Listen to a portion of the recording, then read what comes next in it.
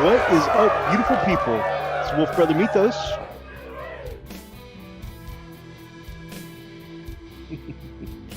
And we got a show for you tonight. I don't know if it's essentially going to be a salty show, but we got some things to talk about.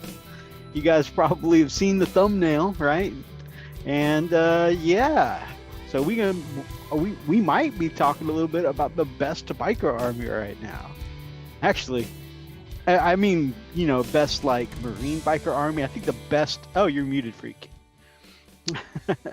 But I think currently the best biker army is Harlequins right now. They seem to be doing really well. But other than that, like, you know, talking about a Marine biker army, normally, you know, I usually think of the Scars as a biker army. Apparently, so far, that's not going to be the case right now. So we'll get into that topic here in just a little bit. But you guys know how we like to do. We like to start.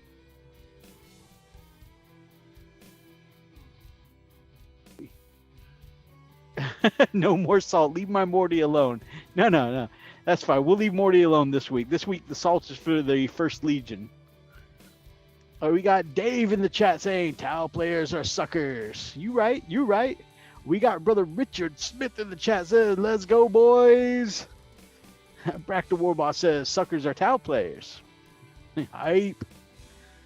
We got Kit Bash and Conversion Specialist, Hellworks by Hellchild. Tau on a stick. It sounds like my favorite state fair food. We can't say what? Can you hear his test? Just testing. We can't say suckers anymore, Dave. I think differently orally capable is the term. Okay. They hear that. You're good to go, freak. You want to say hi again? There you go. They already said they can hear you. Commodore, I hear that.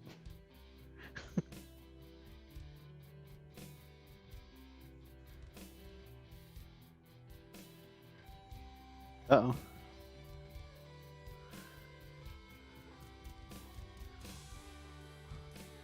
Can you hear him? Freakalicious. All the salt. Nope, gone again. Lost him. Well, it is a Frost and Fish chat after all, guys. Anyways, while you try and tinker on that, I will just catch up on some of the comments. Hellworks pours more salt. Gamers with coffee. Testing one. Anything register on your meter that time?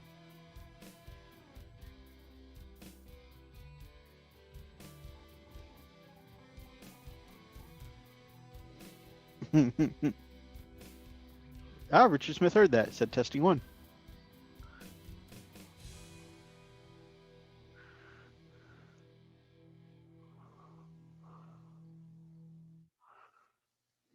I don't even know what that means.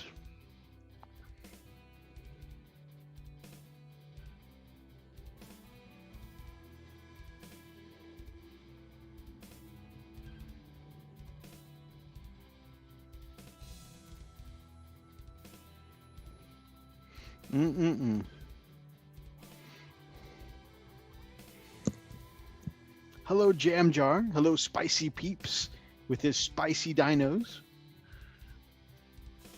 Got Brother Archer in the chat. Gamers with coffee. Hello from the land of snow and cornfields. How are you guys tonight? We'll be all right if we can get our audio sorted out, my brother. Zoom is being trifling tonight.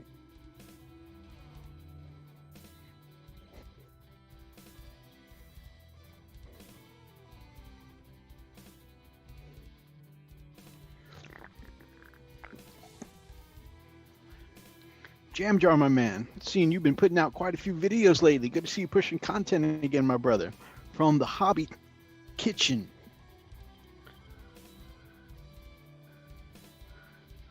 Yeah, the last several nights I've been wiped out or had stuff to do. Well, it's good to have you back again, my brother. Check one. You're There we go. back just in time to see things break. There we go. I think we got it. Guys, I'm sure you can hear me because I'm Got seeing it? a lot of Recorded? meter. I'm metering all over you. I mean, wait. I mean, I'm... Oh, yeah. Oh, wait. Oh, yeah. All right. So what I will probably do is chop off the beginning of this in the archives. And so we're going to restart again. What is Wait, hold up, on. Wait, beautiful hold on. people? You're going to do that. Wait. So, Wait a minute. wait, Come wait. on. Oh, my God. Do we need the monkey? Yeah. Here we go. Everybody do the music. And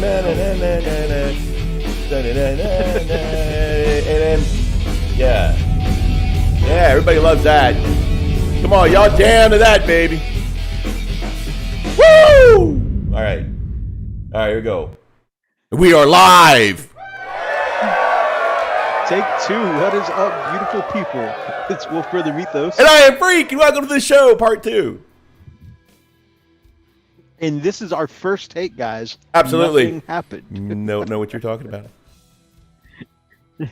All right, as we were saying before, welcome to the show tonight. We've got a show for you. There might be a little salt baying going on here. And you know, I'm not especially salty. I'm a little disappointed. Because when I think biker armies of the Space Marines, I think white scars. But just looking at some of the things happening this week, I'm not sure that's the case at this point. Now, admittedly, I'm talking about Space Marine bikes because we all know the top biker army right now are Harlequins. But we're not talking about Harlequins right now. We're talking about Space Marine bikes, and it ain't us Asians this time. There is no Fast and Furious, no Tokyo drifting on bikes right now. Today is all about the Dark Angels. I swear I could have heard you say Furious. Fast and Furious. What do we're not talking about Space Wolves, okay? God, get over it. I mean, I like furries, yeah, but that's not what we're talking about here, Freak. All right. So, going back through all the spiciness today, we got Richard Smith, we got Dave Dodge, we got Brack the War Boss, we got Hellworks by Hellchild, we got the Commodore from High Orbit, we got Gamers with Coffee. I got to catch their Sunday show again. So 2 weeks in a row, really good show, and I like their format. They got a casual, like, hey, they pop out some links, and if you want to, you can pop in and be part of their show. You know, it's pretty cool stuff. Good, like, round table discussion of gamers. Brother Archer in the chat. We've got Jam Jar 34 from the Hobby Kitchen. Did I mention that our own Smash Captain is back, Brother Archer? We got the Pale Orc. Best bike army has to be the Revan Wing. We have chaos when he's not here. We've got, of course, my lovely Lady Lily. Yay! We got X-Gear Commander with his happy freaking Friday. Hellworks says no metering in the eye, freak. Very nice. Oh, right, If he was salty, he'd be wearing his shirt. Speaking of which, I want to. We'll get to the shirt in just a second. Archer bone-colored scars using the Ravenwood axe decks. James Meeks. We've got the ultimate Wolf Lord Meeks in the house. Got some awesome people here. All right, I'm gonna click over real quick. I'm gonna try not to give y'all motion sickness. But I want to show you guys. I got a new piece of merch today. Check this out. This is the brand new design from the Hobby Corner, Corner Kev, and his T-shirt, the Kev Marine. Check this out. Very nice. So, you guys, some of you know he follows the Conquest series on his channel, and he paints up a lot of the stuff to the color scheme in Conquest, which is all done in Ultramarines. And yeah, brother Hobby Corner Kev looks pretty sharp there as an Ultramarine. It really does, man. And he got his little logo here, the Hobby Corner. So it's pretty cool stuff. Jolly good then, yeah. So you can check out the links to our brother Hobby Corner Kev and our other Chilling Network brothers below.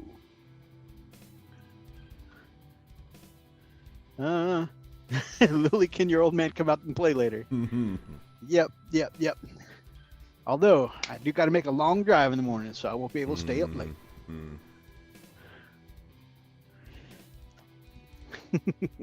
Although I have to say, Brother Meeks knows what's up.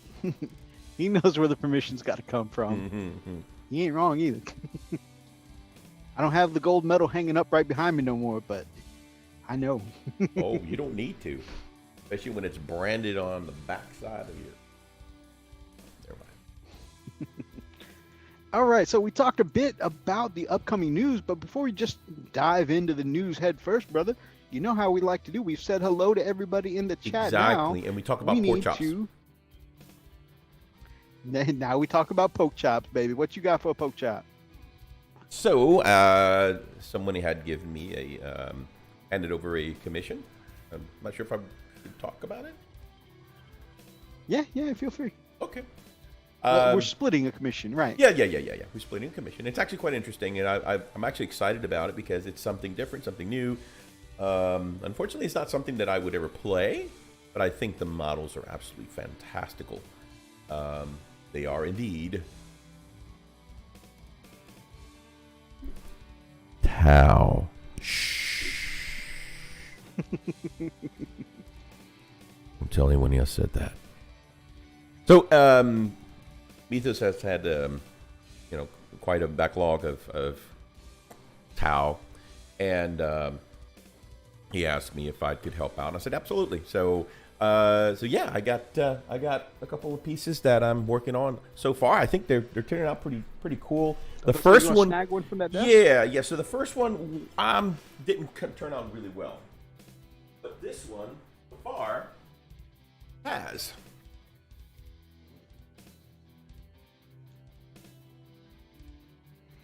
And anyone who has watched Robotech or Macross, the theme of this Tau army is inspired by the SDF-1 from Macross/Robotech. Mythos is going to hate me when I tell him how I painted these or how I started to paint these. I airbrushed them. No masking.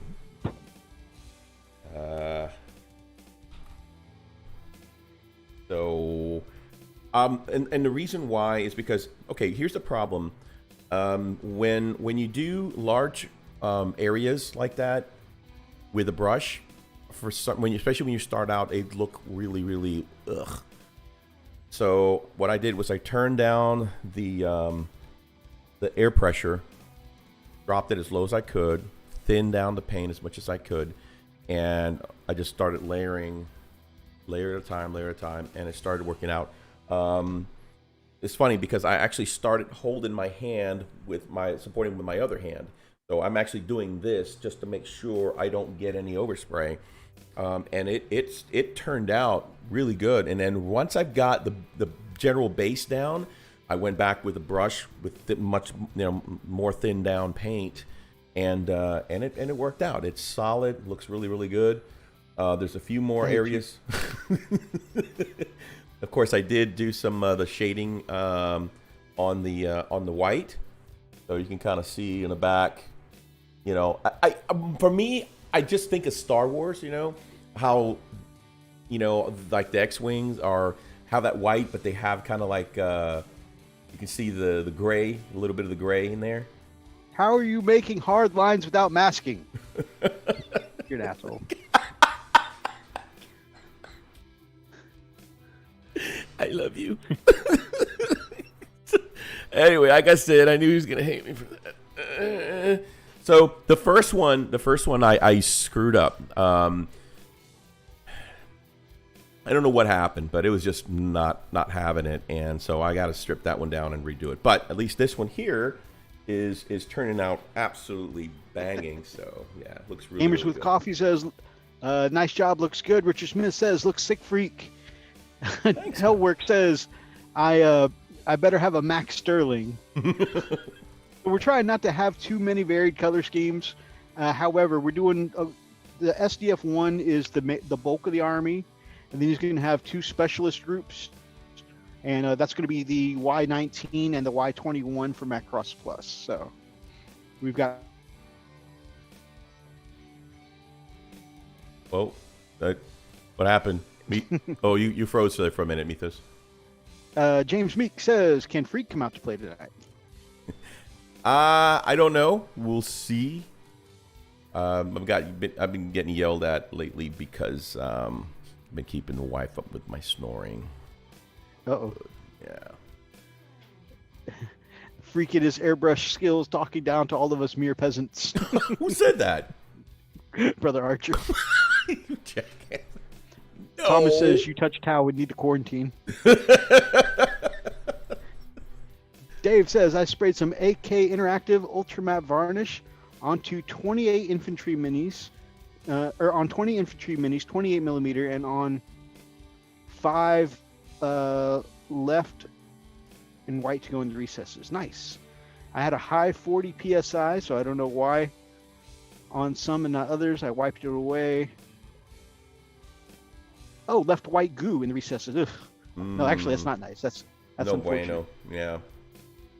Well, at least you were able to get it off quickly. So Freak doesn't need to sleep then. I'm an old guy, man. Kidding me? Oh man. But yeah, I'm pretty excited how this turned out. I still have to go back and finish it off a little bit, and then I can work on the metallics. And I've got a something really cool planned for some of the engine parts there. I found something neat that somebody did. So it's gonna be really cool. Very, very nice. Do you mind talking a little bit about your other hobby progress? Yeah, so that's that actually glowy video finished. maybe that you sent on Messenger. Yeah, you know what? Show them what it looks like. Yeah, let me throw it on there. That's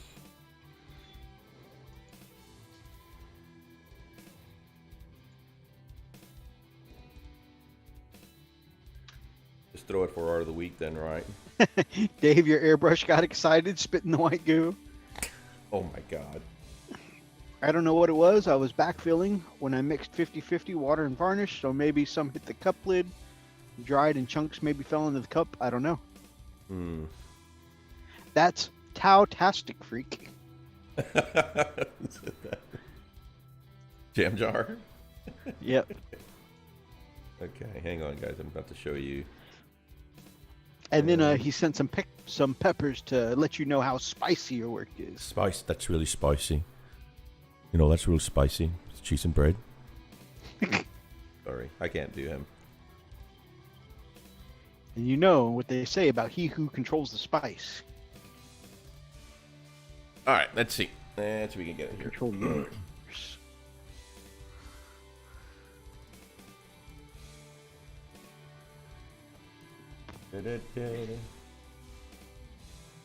So yeah, this is kind of a little bit Tau equals 100% birth control.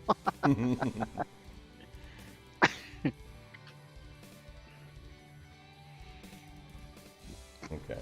let me see if I can.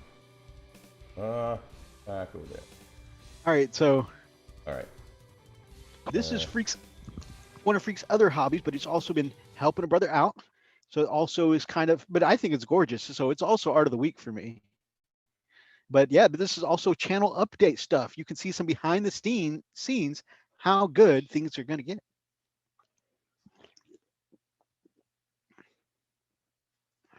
This is Mythos' new computer.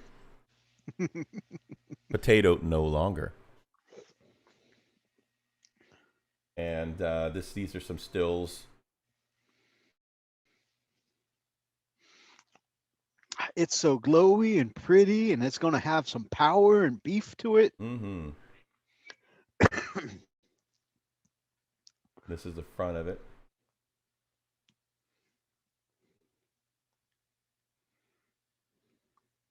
And this is the top. So sexy.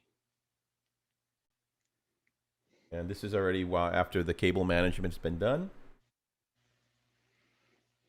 It has 16 gigs of RAM. Has an AMD 7. So putting some of those IT certifications to work for the channel. And yes, this does change colors, by the way. So it is a sexy beast. That's why I want it out of here, man, because I'm so tired of looking at it. It's like, oh, that's so better. The cool thing, the only thing that I needed, by the way, you'll notice, it does have a graphics card that I pulled out of an old machine, but it's not going to cut it. It'll hold up. So we went and got an actual better. It's a GTX 1070 or 1050. I think it's 1050, something like that. Anyway, so it'll hold up from what he'll need. It's perfect. It's got 4 gigs of internal, so it's going to work out nicely. Anyway, so that is it. That is the gorgeous. So pretty excited about it. Gamers Coffee says, looks cool. Mine's still run by hamsters on a wheel I duct taped to the desk. Well, that's the same as my Mythos. computer, yeah. Yeah, my current laptop is actually wires for my microphone, keyboard, and camera plugged directly into a computer. And so that's why often the stream just crashes when I'm streaming without Freak. But now we might be able to get some good streaming action in here.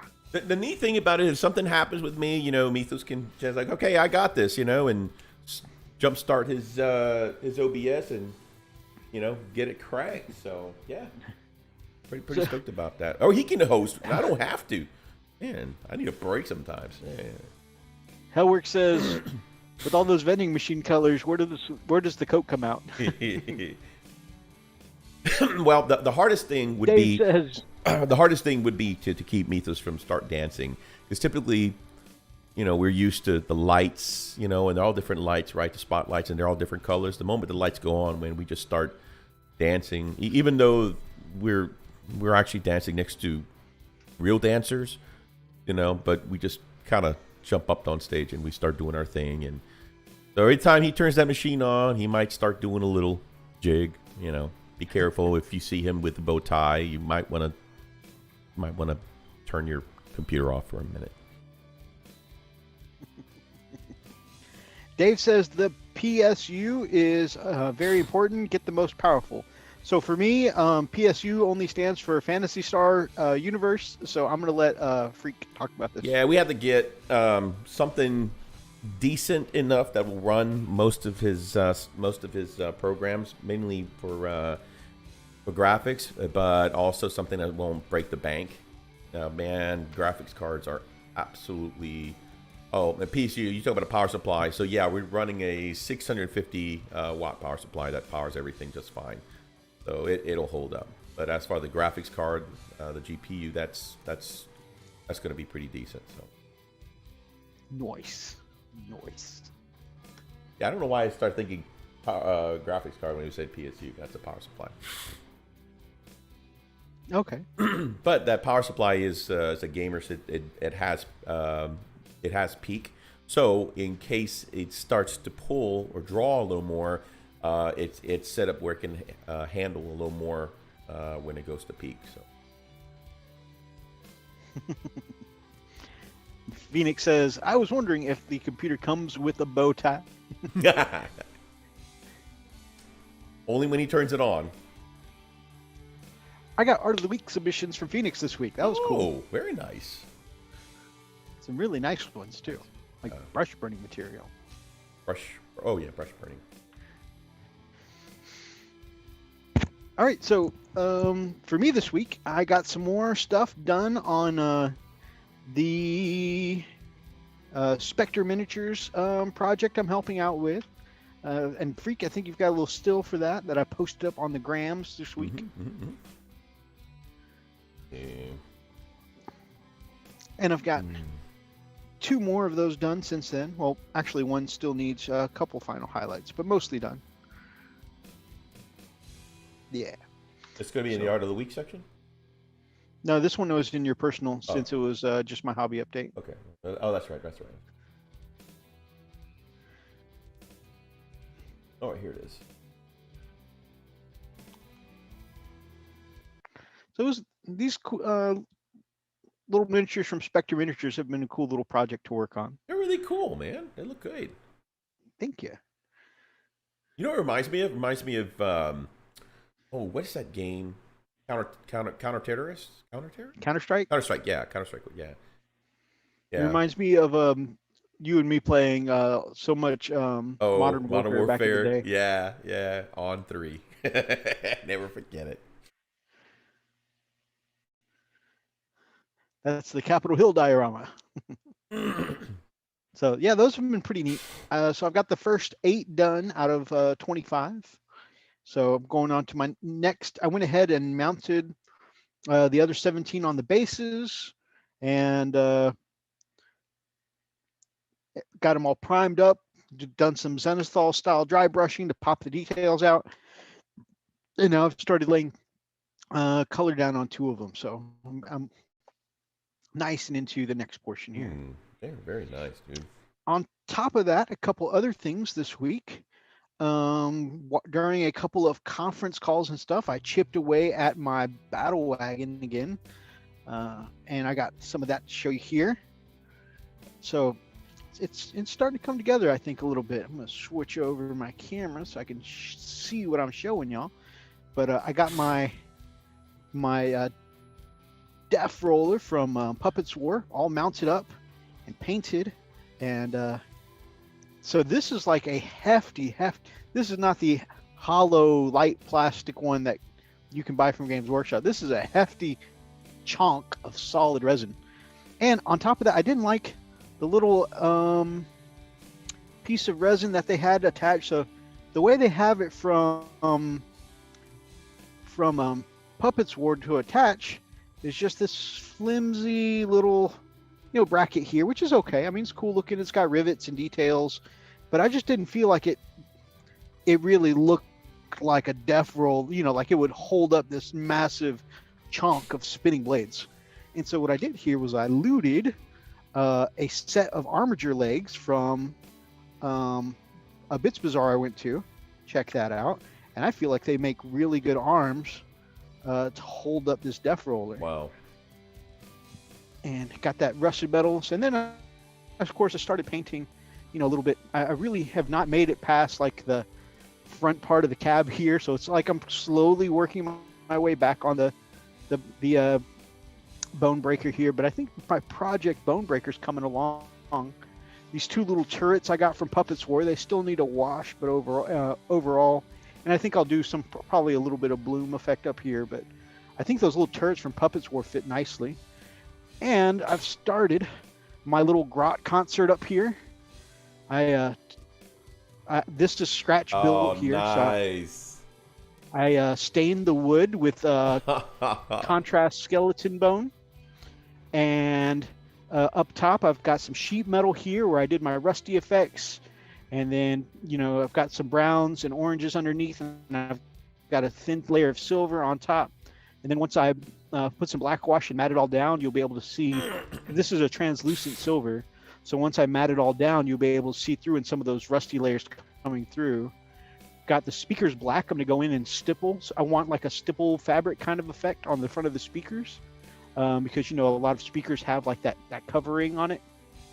And of course, I'm going to do some airbrush work on these 3 lights back here, so it's going to look like the party bus. That's back so here. epic. And where did he go?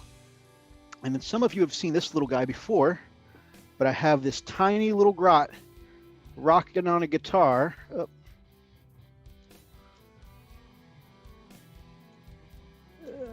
From Fox Miniatures. He's not going to focus. Anyways, I got a little grot rocking on a guitar who's going to go up here center stage, rocking between these 2 speakers with the lights going on. And yep, I can just imagine this thing with the grot guitarist up top. This thing comes rolling on the battlefield. I make a little smoke effect, and you hear smoke on the water as it rolls through. That's what I'm hearing. Yeah,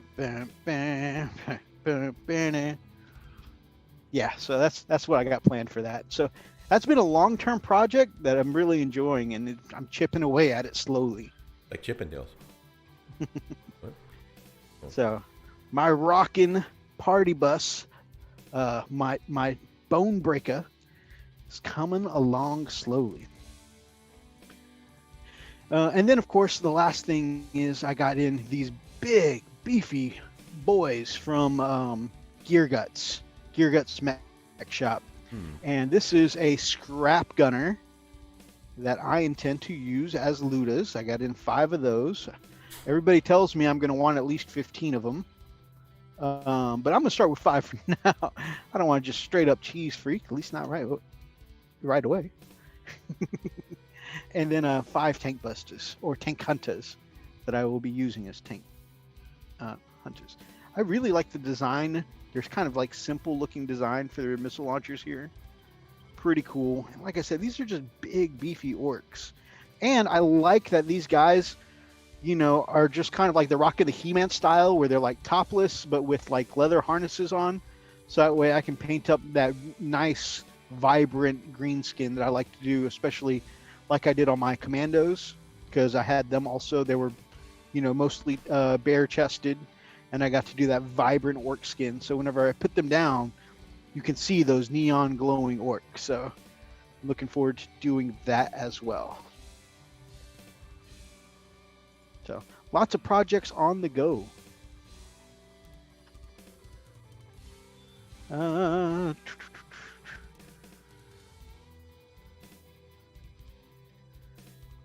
Let's see. The big hefty resin death roller. It's a break your foot if you fell on it. Yeah, probably. Bits Bazaar markets are rare where I am. The physical markets, they are now here too. However, before the COVID lockdown, one of the local comic shops here would do, I think once a quarter or something like that, they do a Bits Bazaar. You'd go up on a Saturday, and from like 7 till 5 p.m., they just had tables of people just selling bits, and you could get some awesome cheap conversion bits, of just random stuff. So it's pretty cool stuff. You're pretty cool stuff. Rust is important for orc metallic panels for sure. Thank you. Awesome mythos.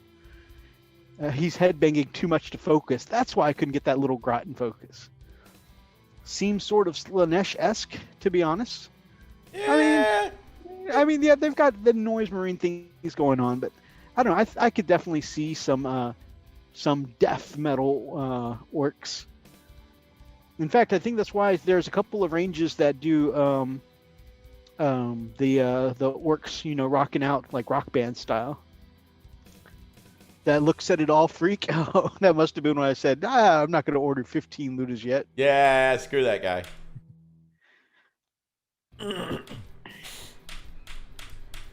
I like how Mythos says, I'm not going down the GW orc route. Orcs are like a free-for-all. That dread painted yet? That dread is almost printed. Almost printed. Who was that? Pale Orc? Oh crap, yep. He's back.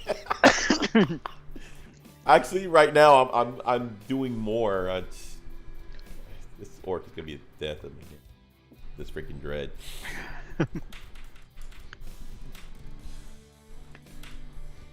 How did Freak die of alcohol poisoning? Could have seen what he had to print. So yeah, lots of projects on the go this week. Pretty excited. Now I'm just like spread in so many directions. Yeah, the cool thing is I'll be spending time working on this tomorrow some more, so I can actually finish the setup. The hardest part is getting all the larger what do you call it, the larger pieces supported. Smaller is not too bad, you know what I mean? I just don't want it to slag when it's printing. I hate that crap. Yeah, no, I totally know that feeling. Although, so, we know as slag as a term that, when something melts or gets nuked into waste, right? Well, that's what it looks like. Apparently we're not... If it does that, if it doesn't print Apparently right. we're not supposed to say that because that's a degrading term in another country. Is it really? Yeah. What country is that? So I want to make sure not to say it. I don't remember. I just remember being told that once. But what if your information is wrong? Can someone confirm that, please? I mean, if I'm wrong, then we still end up not insulting anyone. But if I'm right, it turns out we do insult someone. I mean, I don't think we say, "Hey, slag all y'all." We're not saying that. Richard says no, he's right. Archer says it's the UK. Oh, shit. Okay. Sorry. You know where a lot of our friends are. Right. So that word shall be stricken from the record moving forward. Thank you, Jets. Thank you for the.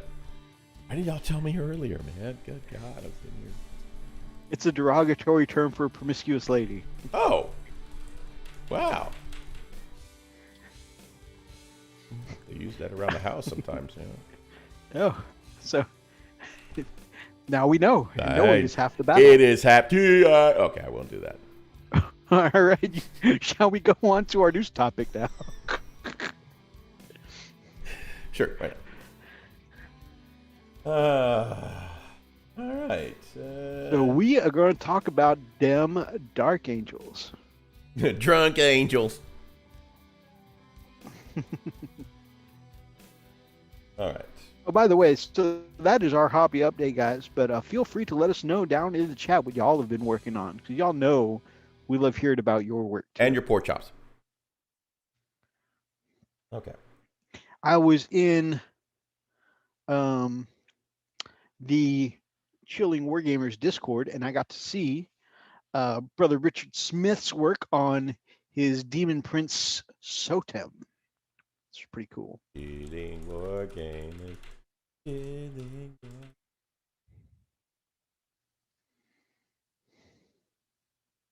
Oh, did I not push it? It's there, right there. Do you guys know that in mainland Europe there are GW product distribution problems?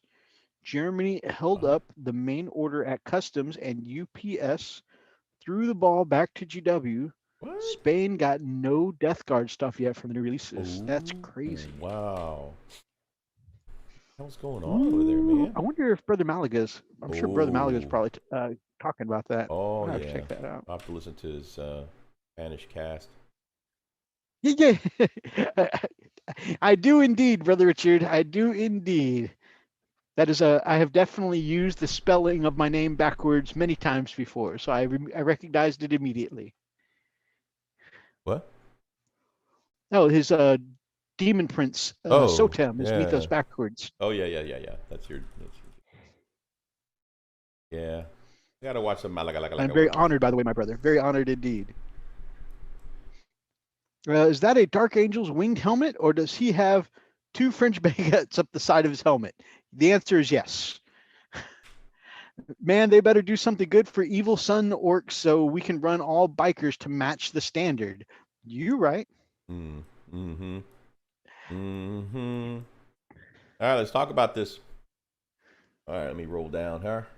So this right here, I have a problem. Y'all know, I already know. Let's go ahead. Let's go ahead and drop the Salt Bay. Okay, just work the magic. Let's get them spirit fingers out. Drop in the salt. No, just from the title, run an all bike army with the Ravenwing. The hell. Wow. Okay, I'm just saying. If it's anybody in T-Butty that should be running an all bike army, it should be my Asian boys, the Scars. Okay, that should be a space Asian thing. I mean, that's what we do. We are the bike army. I feel insulted. I'm not even Asian. What are you talking about? What? Do you get called Asian when we go out to eat at the buffet? Yeah, I get called Asian and I get called Papa. I don't know why. Yeah, you get. So disturbing. You're Asian and you're mine and Oni's dad. Oh so. God. Papa freak.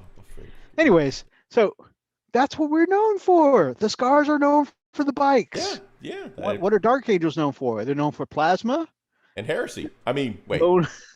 They're known for their Deathwing Terminators. They're known for their bikers. 1 out of 3 though, and they're known for questionable loyalties. I mean, so they've got 4 things that they're known for, right? Why is it they get 4 different flavors? Okay, they get a whole damn Neapolitan but they also get to specialize in the bikers first. I'm just saying. I don't, yeah, it's like horse crap to me, baby. Mythos, where did you get Scar's conversion bits? Hey, hey, hey, hey, hey, hey, hey, hey, hey. Just because, okay, some of my Guandao spears or pole arms have been acquired from Night Lords. That doesn't necessarily mean I got questionable loyalties. Okay, we're talking about the Dark Angels. This ain't about me. Okay, let's just go back to God. let's go back to talking about this Ravenwing. I've always known Ravenwing and White Scars to be all bikes. Well, yeah, but Ravenwing is just one of 3 Dark Angels flavors. That's my point. It's like, oh, we specialize in everything. We're just good at everything. Yeah. That's like the Mary Sue character when you guys are trying to do an RPG or something like that. You're playing D&D, and there's always one person in the party who's like, oh yeah, no, my character's good at that too. No. I totally know this because my dad is like friends with the king. It's like you always got like quote unquote in character reason to be good at everything. Oh, but you see when I was growing up in the castle, yeah, like I used to just hang around the the healer and just watch them while they operated on people. So I actually also know surgery. Right. I learned Wait a by minute. osmosis. You're a you're a knight who's friends with the king and just happens to know surgery on the side. Yeah. But also my uncle was a wizard and he was like the advisor to the king. God. So I've also like I'm pretty good with magic. All Wait, right. wait. So you're a knight and you're friends with the king and you've got magic and you're also a surgeon. Yeah, but I've always been good with the ladies too, so I've got like really high charisma. Like, god damn it, Dark Angel.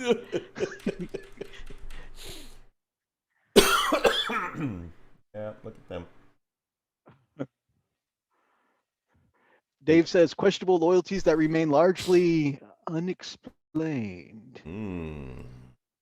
Oh man, I am reading one of the Dark Angel books right now, and I'm like, no wonder why okay, so I read the first 2 Dark Angel Horus Heresy books, and I'm like, man, I don't see why everybody gives the angels so much, the Dark Angel so much shit. And then I'm reading Angels of Caliban and found out the Lion straight up has a demon on his ship that he asks questions like, What? hey man, could you could you take us to where our enemies are? Well, yeah, but it'll cost you. He's like, done, do it. I'm like, what the hell? Wow. Wouldn't any other legion, getting all their information for being from deals with the demons, wouldn't that like make them traitors? Yeah, But for the something like lion, that. it's okay. Yeah, double standard, It's man. okay when the Double lion does it. I'm freaking like, standard. when the Man. lion does it, it's okay. Anyways, kit bashing coming in the near future. Nice. Can't wait to see your kit bashes. Hellworks, my man. Raven and Wing are just painted like the Black Legion, lols. I mean, you know, it's probably not a coincidence. They do look like that. Those are which got 30K colors, by the way. Yeah, so Mm-hmm. the Raven, so I call the 3 flavors of Dark Angels a Neapolitan Mm-hmm. because they each get their own different rules, they each get their own different color scheme, and they're like a separate branch of the military for the Dark Angels. So you have your what people call the green wing, and that's the standard green Dark Angels that everybody knows. But then there's the Raven Wing, which is the all black armored, and they're like the speedsters. They're the bikers, the land speeders, the flyers. They're the speedsters in the army. And then there's the Deathwing, which we'll take a look at in the next article, which is like their heavy division. That's usually like their knights, terminators, stuff like that. So we're going to take a look at all 3 of these.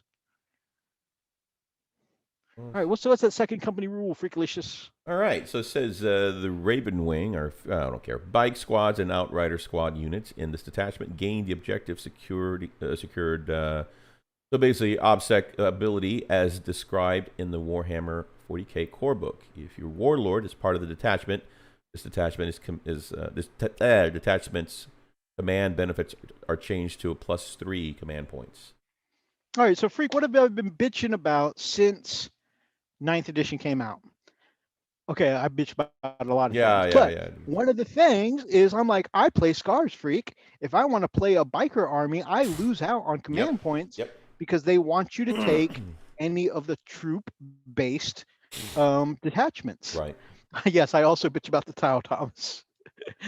They want you to take one of the troop-based detachments. So it's either got to be a patrol detachment, or it's got to be a battalion detachment, or a brigade detachment to refund your command points, right? Right. But I'm like, what if I want to run an outrider detachment so I can go all speeds all the time like a White Scar do, right? Truth. Oh, well, that's going to cost you some command points. Well, why does he get his command points back? He's playing a patrol. He's playing a battalion. Oh, so you're saying if I want to go all bikes, I got to pay a tax? I got to pay taxes on my speed? That's what you got to do, bro. I was like, you know what? That's just the way 9th edition is. Until this mother trucker here says, you know what? Because you're Dark Angels, you can have a Vanguard for free. What do you mean? Or an Outrider for free? Yeah, you can take your HQ and three speeds, 3 bikes, 3 land speeders.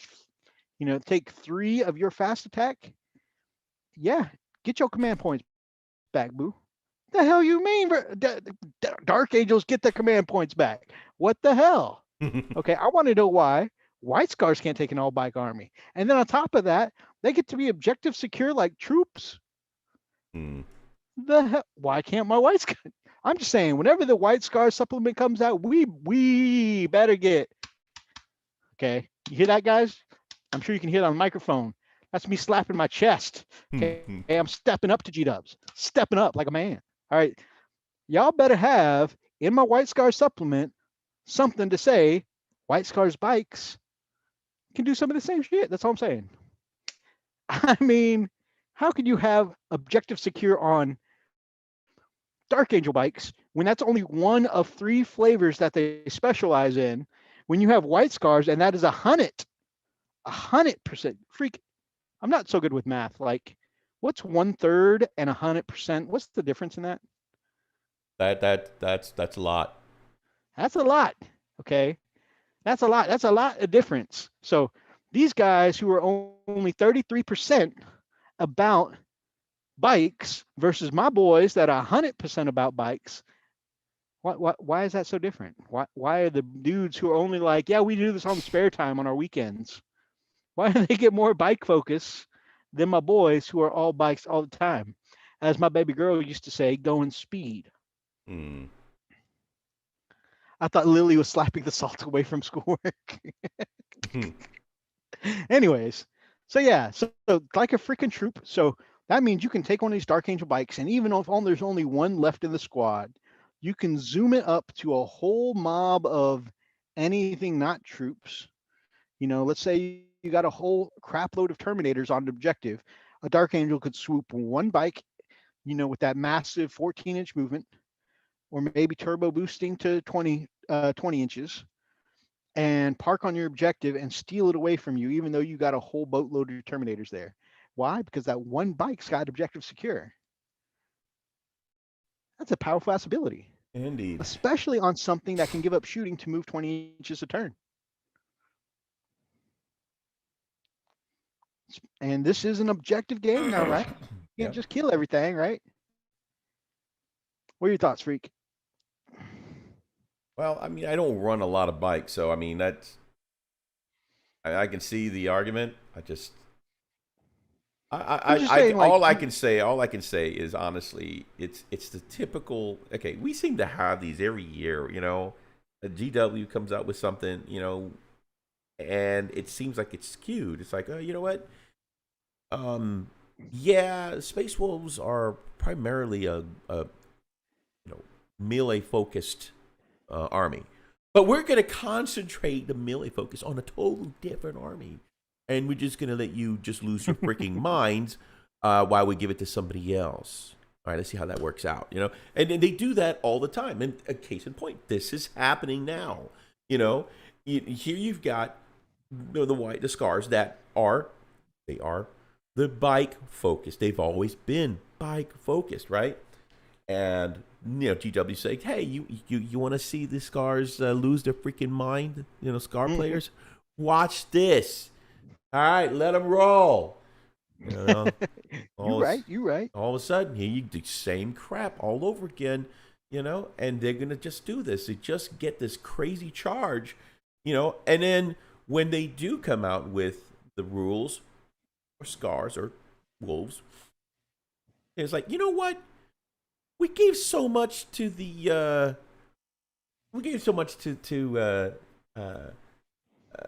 to these other armies. I think what?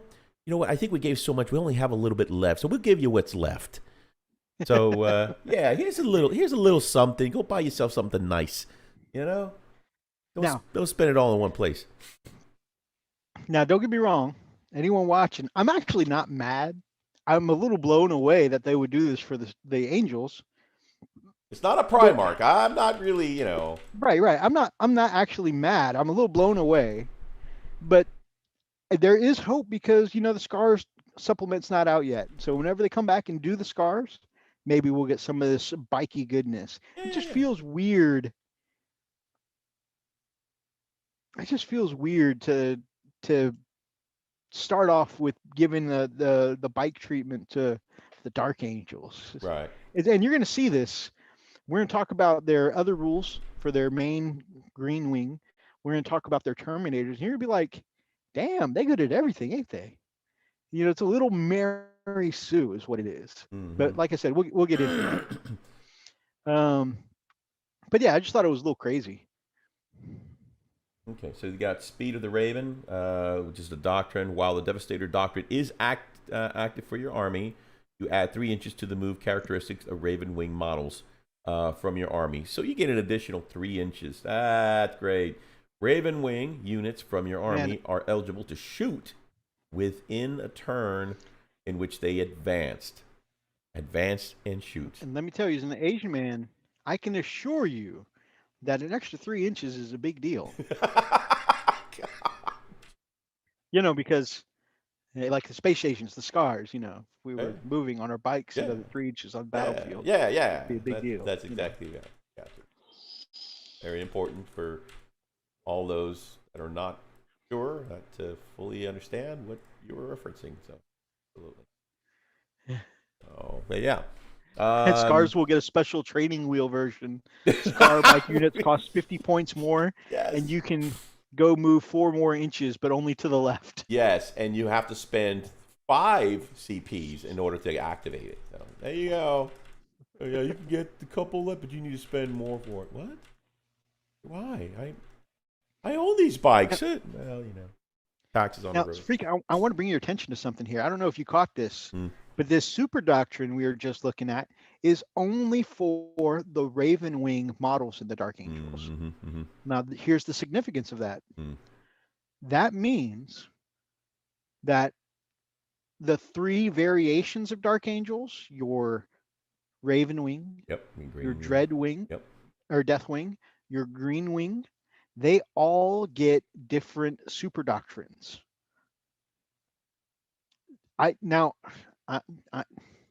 Again, I'm not mad. I'm a little like, what the hell? Like, maybe slightly disappointed, but mostly kind of confused because Dark Angels, why did they get 3 sets of rules? To me, just like, I haven't seen the book yet, but just looking at, the snippets that they've given, it feels like we have all the other non-codex compliant chapters already out with their codex. We have those Space Wolves, we have the Dark Angels, we have the Death Watch. I didn't see not one of those other ones mentioned get 3 different sets of rules. Okay. Now, don't get me wrong. I'm not bitching because I agree the Space Wolf Codex was a pretty strong codex, and I appreciated what they did. I I was confused by some of the things they did, but for the most part, it's a good codex. I appreciate what they've done with it, but I'm just really just confused because it seems like they're getting way more bang for their buck here with the Dark Angels, getting rule sets, three rule sets for their one codex, whereas Space Wolves, Blood Angels, Death Watch, they all got one set of rules. Doesn't that just strike you as It's pretty jacked up. Yeah, I gotcha. yeah, like for the same money, unless they're going to charge like $70 for the Dark Angels Codex. Doesn't it just feel like they're getting 300% more codex than your Space Wolves Codex? you would have to, especially if you need to govern, the different segments. Good night, gamers with coffee. Get some sleep, buddy. Commodore, I kept reiterating that I'm not angry. I'm just confused by this. Commodore says, you're semi-bitchy. I mean, yeah. You right. Gamecraft Dragon's supposed to be away this weekend. He says, sup. Hey. Get some loving from the GCD on his off week. That's cool. How you doing? Yeah. So, yeah. So far, I'm confused. Now, I didn't mean to interrupt. I did go off on a tangent. I'm going to let you finish up with the Raven Wing, and then we'll look at the other two flavors. All right, let's see here. So this right here says, there's a Raven Wing units from your army. Each time a model in that unit makes a ranged attack in a turn in which it advanced, that attack suffers the penalty incurred to the hit roll as if firing an assault weapon.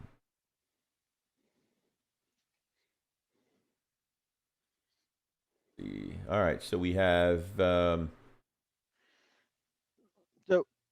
as if they had an assault weapon. So I'm guessing that means you could advance and still shoot your laser destroyers or missile launchers.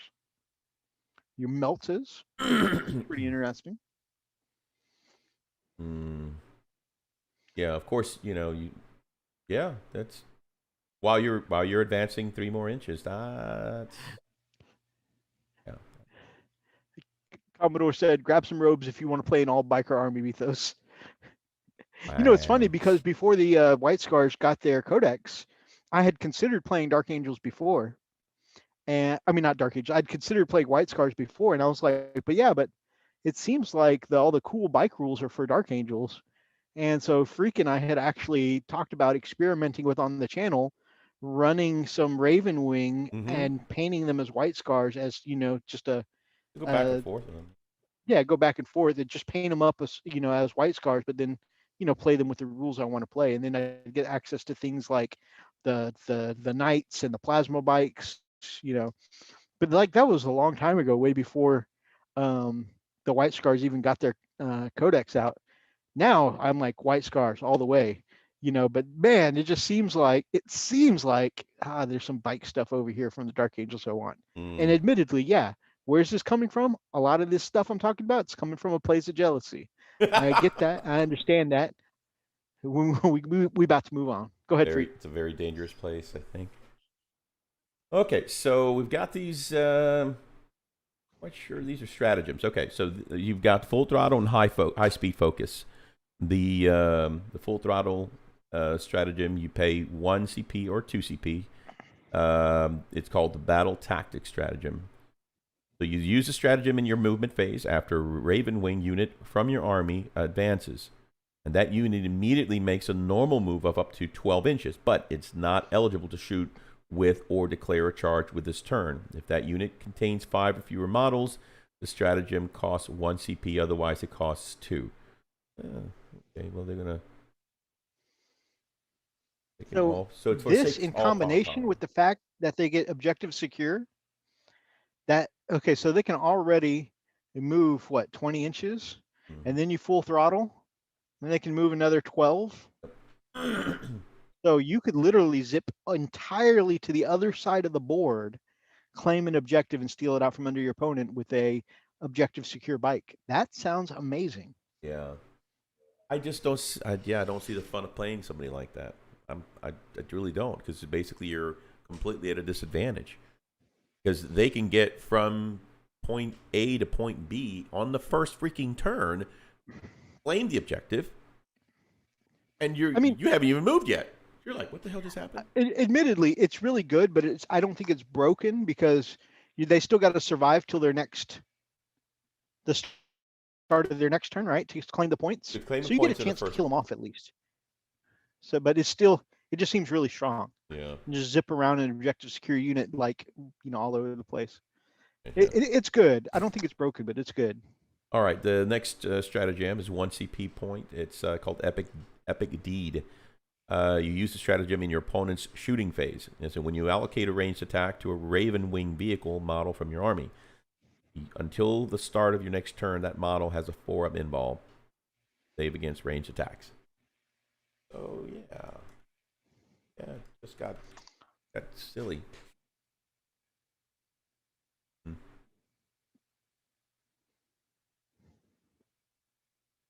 All Marines can do the same thing, just not with bikes. Like, That's my point, though, Brother D, is that you zip something 36 inches across the table on an objective secure toughness 5 bike. That's a pretty good objective capture, is all I'm saying. And again, I'm just saying it's good. I'm not saying it's broken or anything. It's just really good. And my biggest problem was just that are they the best Space Marine biker army right now? Because as a White Scar, I'm feeling some kind of way about that. That's my thing. All right, what's next, baby? All right. So we're in the next phase, which says discover new Dark Angel rules and relics to dominate close combat. All right. So now we're the melee side. All right. And in Terromancy, so this is for librarians or for psychers. All right. Mind Wipe. I'm going to read it because it's got some info within the actual rule. The librarian scourges the minds of his foes, dragging out every memory that makes them who they are and reducing them to hollow shells of what they once were. Called Malediction. It's called the Mind Wipe. Has a warp charge of value of 7. If it manifests, you select one enemy unit within 18 inches of the Psyker. Then you select one aura ability that unit has. Until the start of your next psychic phase, that unit loses that aura ability. Wow. Okay. So if you got a buff. That's very cool. And actually, I think it's pretty fluffy too, honestly. I think like from some of the stories I've read where they basically invade someone's mind and they can shut some shit down that way. So I think that's pretty cool, pretty fluffy. I dig it. Oh. Let's see. All right, and then you have Engulfing Fear. The librarian inveigles his way into the minds of his foes. Same thing. Subtly, he twists and heightens their fear. So the Malediction is Engulfing Fear, has a warp charge of a value of 7. If manifested, select one enemy unit within 24 inches, which is a lot further, of the Psyker. Until the start of your next psychic phase, you subtract 1 from the leadership characteristics of models in that unit. That unit cannot use the objective secured ability or any similar abilities that allow them to control an objective marker, regardless of the number of enemy models within range of an objective marker. If the result of the psychic test was equal to or greater than the unit's leadership characteristic, that unit cannot perform actions. If that unit is currently performing an action, it immediately fails. Interesting. You could probably even combine that with like Reavers or something like that and drop their leadership even more. Pretty cool. Now you have relics. This is called Relics of the Rock. The Mace of Redemption. Wow. Okay, so this Mace of Redemption, the strength is times 2, AP minus 3, and a natural 2 damage. Natural abilities are each time an attack is made with this weapon against a fallen or heretic Astartes unit, an unmodified wound roll of 4+ inflicts 2 mortal wounds on the target and the target sequence ends. Wow. That's pretty awesome. 2 freaking mortal wounds. That is unsavable. That is like a Power Fist or Chain Fist or something like that, but with no unwieldiness. Mortal wounds, dude. You don't save from that. That's basically strength 8. So I mean, yeah, we're talking like, the same kind of hitting power as like a Chain Fist or a Power Fist. Yeah, this still punched your soul. I mean, it's a punch you straight in the soul. Yep. Pretty much just pack up, go home. Oh, okay. Yeah. Where would you want me to move? Anyway, so that's a really good song here. Yeah. Okay. And like their chaplains, interrogators, and stuff like that. They're known for. I'm gonna read this. Even Ravenwing Talon Masters in their specialized land speeders might want to give something a cheeky poke once in a while, so it's a good job.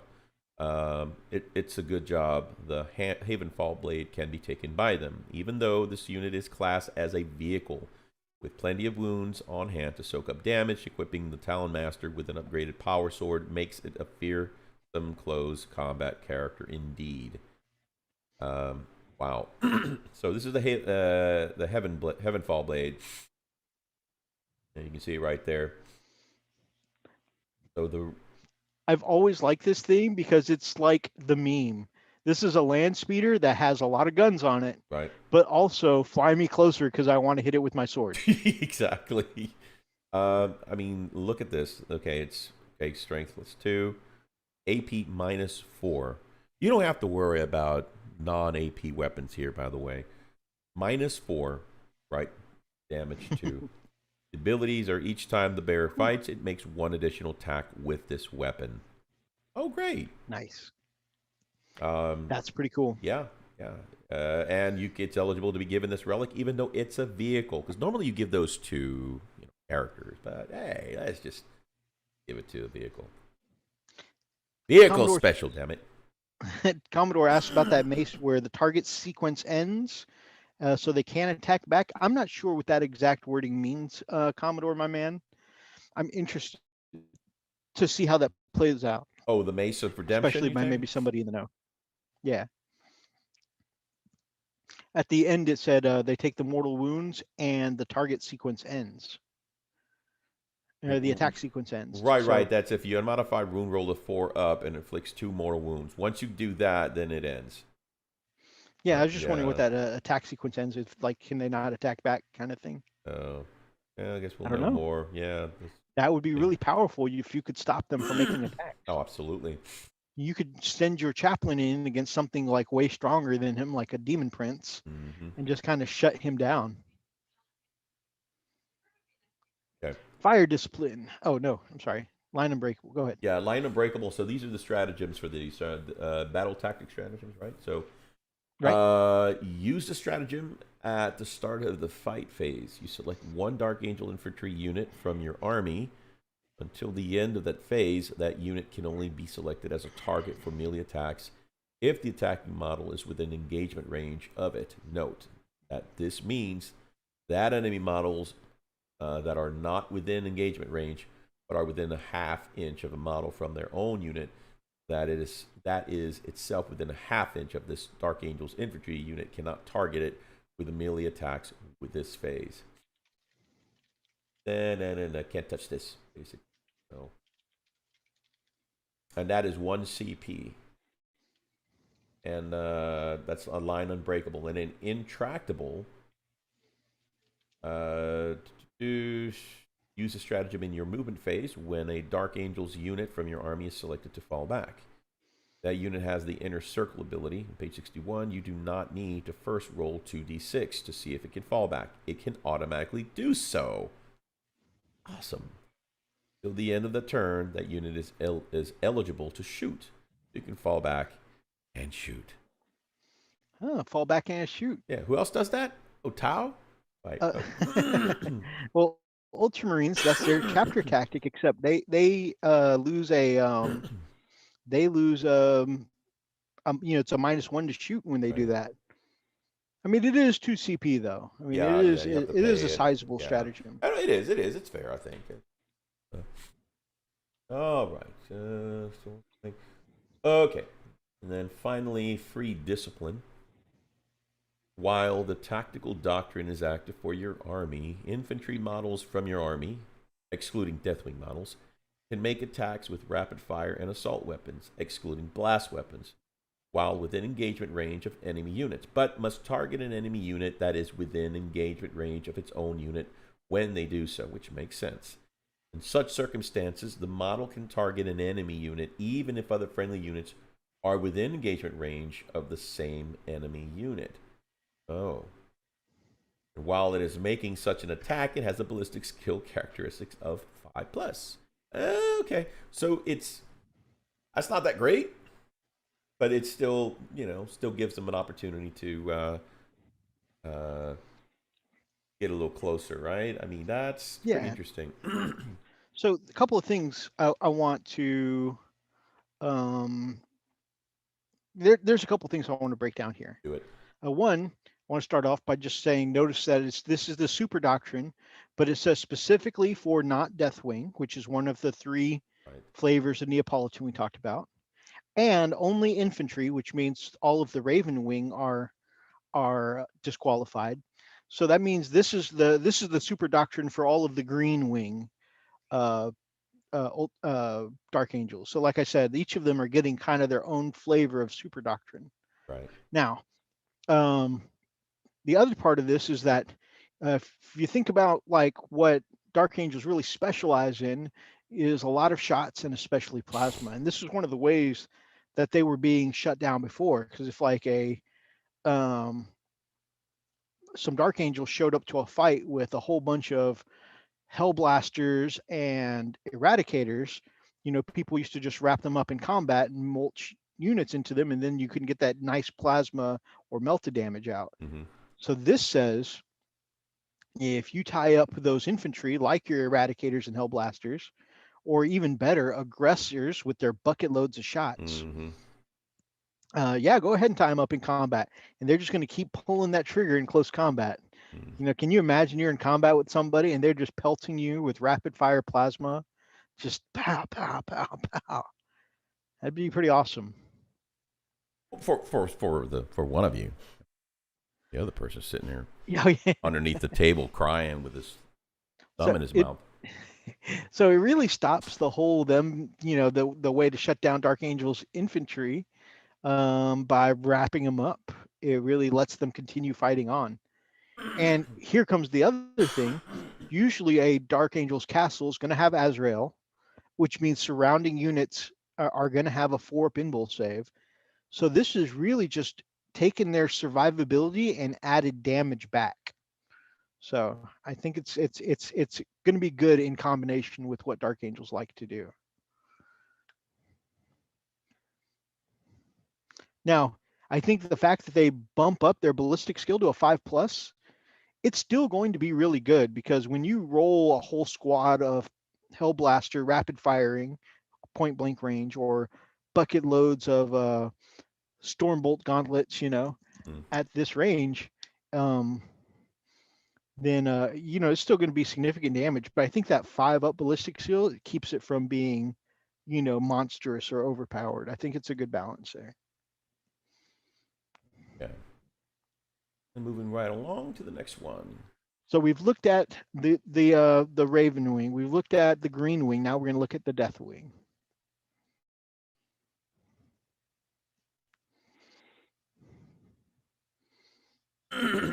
This was just an Underworld's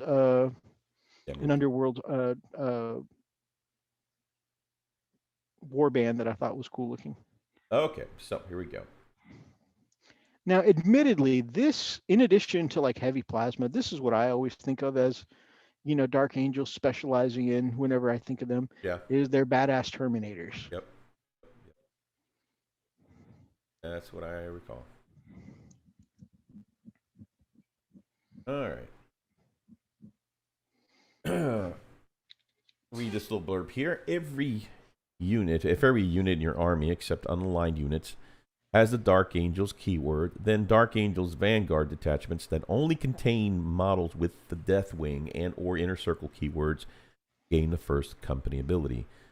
And this ability is as follows. When a large Deathwing force goes to war, it is a nigh on unstoppable force, utterly resolved to accomplish its mission no matter the obstacles. Okay. Deathwing Terminator Squad, Terminator Assault Squad, and Relic Terminator Squad units in this detachment gain the objective security ability. That's pretty cool, as described in the Warhammer 40k rulebook.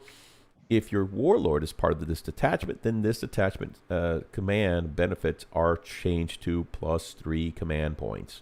Damn. That's pretty freaking sweet. You cut out for me for a second there. You finished the command. Oh, it's my connection again.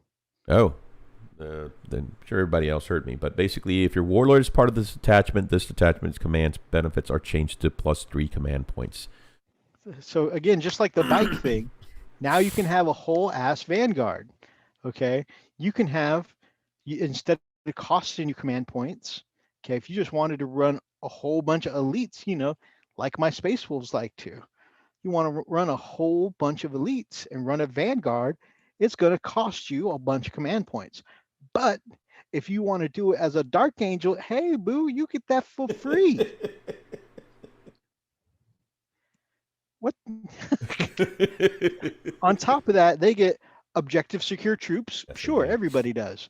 They get objective secure bikes. They get objective secure Terminators. They get everything objective secure.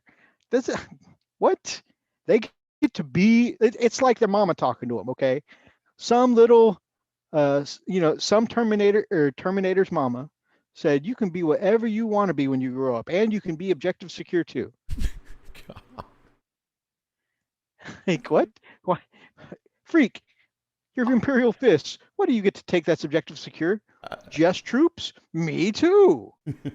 What do they get to take that's objective secure? Troops, bikes, termies. That's a lot. Yeah. It's like, now again, doesn't that give you that Mary Sue feeling that I was just telling you about? That oh, I'm a really good swordsman. I'm like the best knight in the land, and I'm also like, best friends with the king. And I'm also like, I trained to be an apothecary, so I'm a good healer too. And oh, my uncle's a mage, so I've got like, some really good magic in my family line. Oh, and also I used to like hunt for my own food, so I've got like really good archery skills. Yeah. To me, it's more like, oh, you're not going to give him those skills? Okay. Well, you wait till I speak to the emperor about this. Whoa. You can't go in there. Watch me. I'm going to tell him all about you and how you don't want to let my kids. How dare you? All right. Just shut up already. Here. That's what happened. Forge the Wild. You can't be friends with the king. This was a Karen that did this. The king. This was a Karen that did this. You know what I'm saying? Karen started, I want to speak to your manager. Whoa, hey, look. When do you get all crazy now? Commodore says we're getting into dangerously salty levels. I'm actually not that mad. I'm blown away. This seems like a lot. Like this, I feel like they're getting 3 different codexes in one when we other non-compliant chapters got a slimmed down version. That's what I feel like. Oh. You can't be friends with the king when you are the king.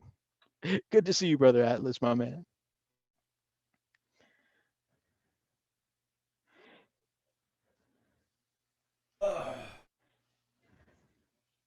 Okay. Rites of initiation. Go ahead.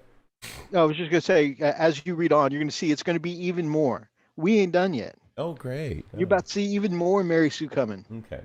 So I'm just going to read this. Unlike their second company of comrades, however, the Deathwing also includes many Space Marines and vehicles outside of the first company.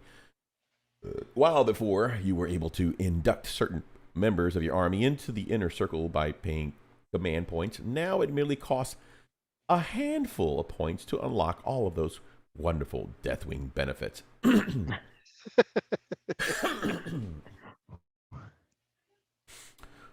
Rites of initiation. The unit is the captain. You get a +1 power and +20 points. Now, okay, if I'm reading this right, is this point returns?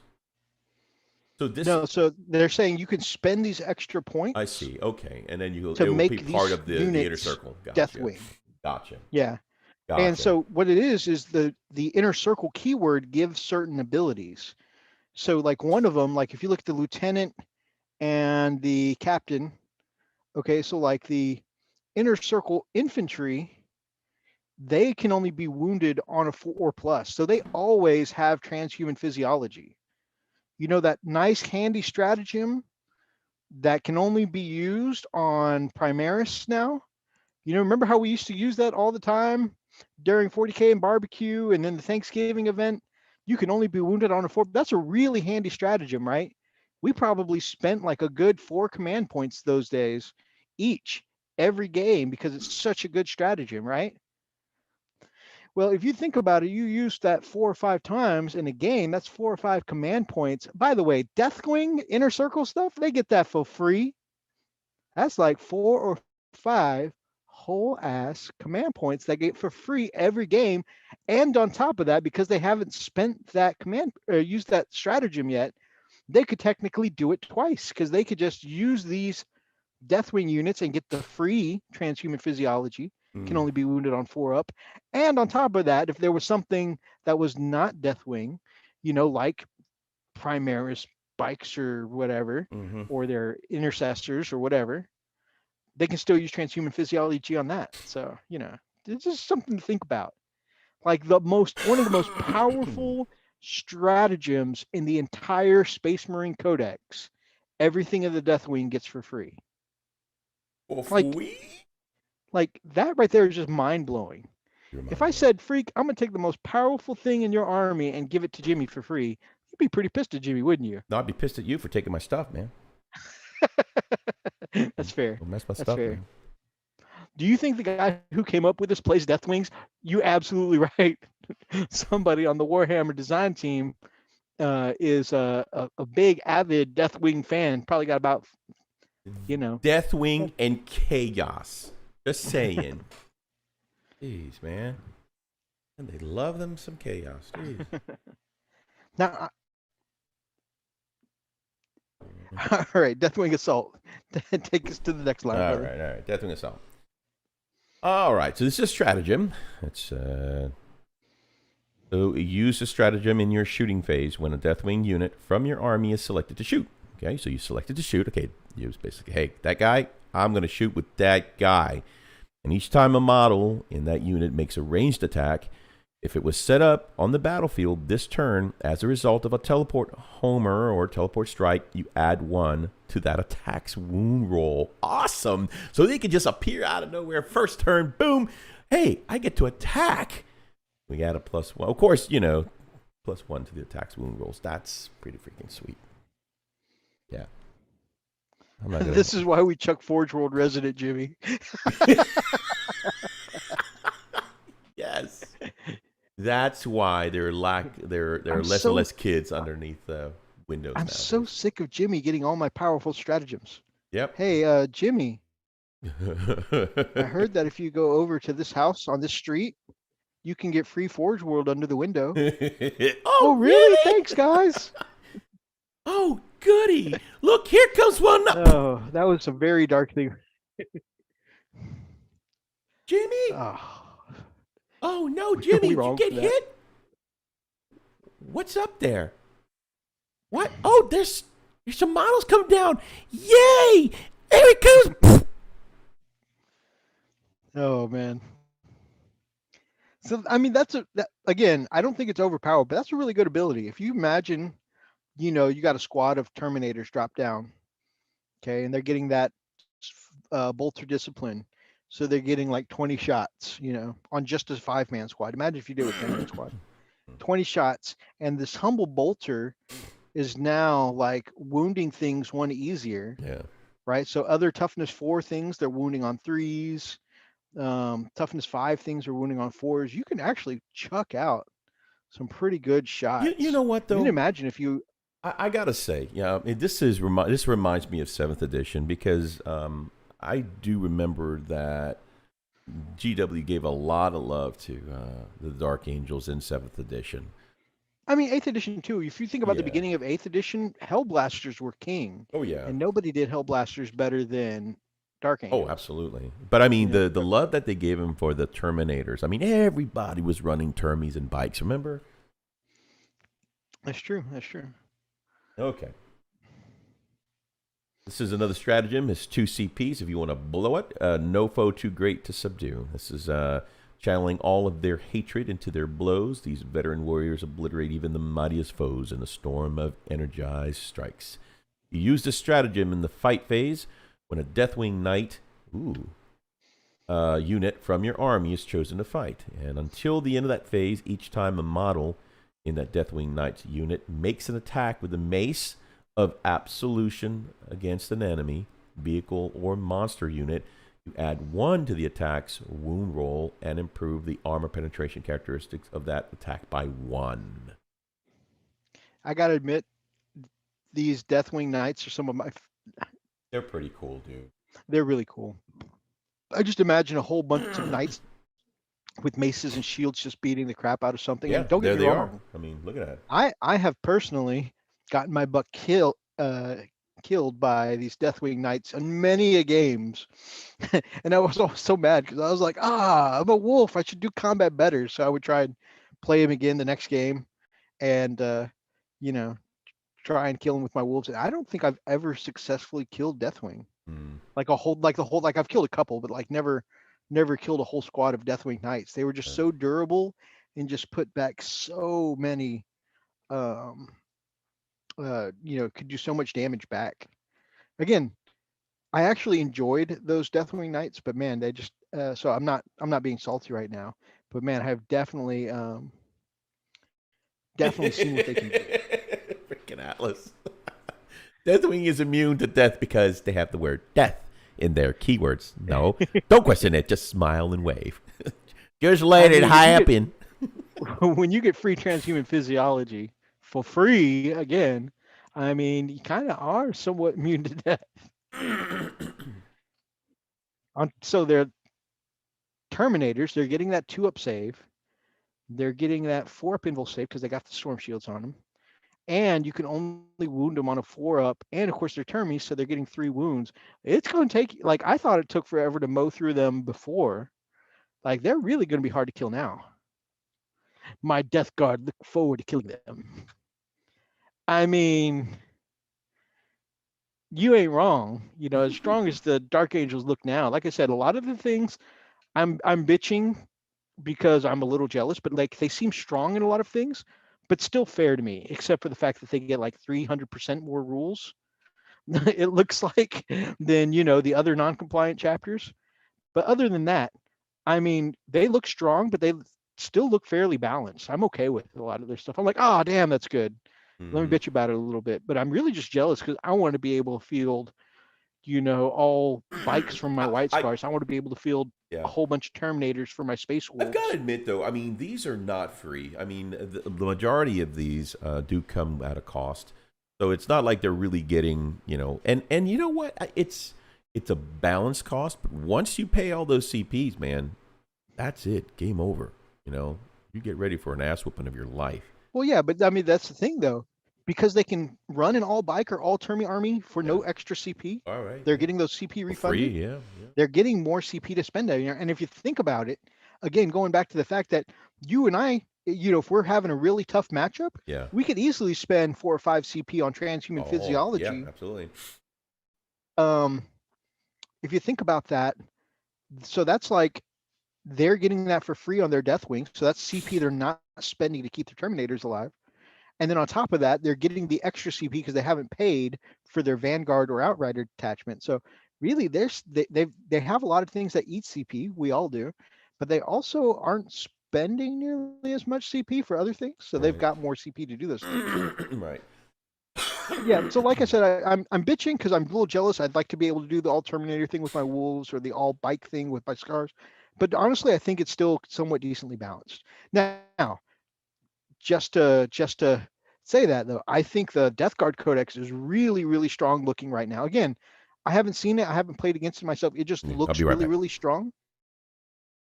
And so personally, I think as strong as Dark Angels look right now, I think your Death Guard are going to eat them for lunch. Bunch of simps. They get +1 to saving throws because they look cool. It's in the rules. Death Guard are just Chaos Ultramarines.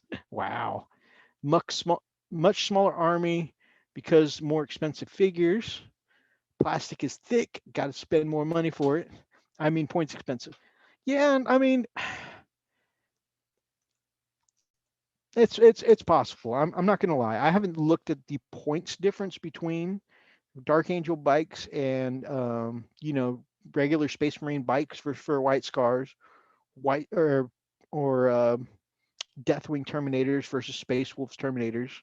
Maybe it is more elite. There going to be fewer models per. Again, I'm a little jealous, but at the same time, you're right. I don't have all the information. The dresses would get stuck in their teeth. But yeah, so I mean, I honestly I think they're looking good. I think the Dark Angels look pretty small, and they can do some really cool things. But I definitely feel like as far as like pure strength goes, I feel like Death Guard have them by a mile. Brother Archer, 5 more intercessors painted up now to just varnish them and be done. That's such a great feeling, having a whole nother squad completed.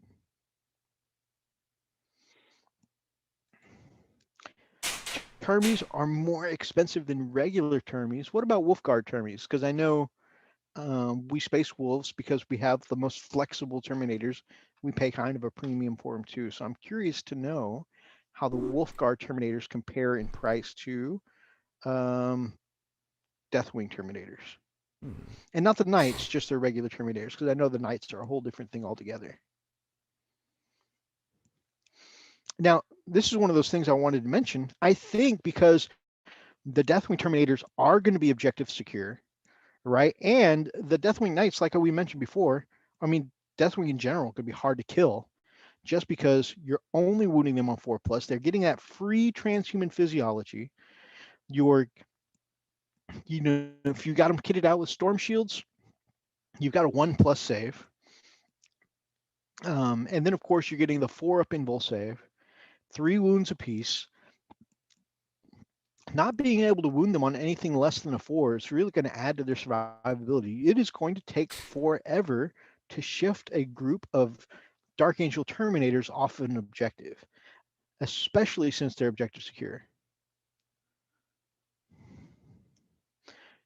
No Marines, OBSEC, Dark Angel Termies, OBSEC, but only for all Termi units. More troops than Termies.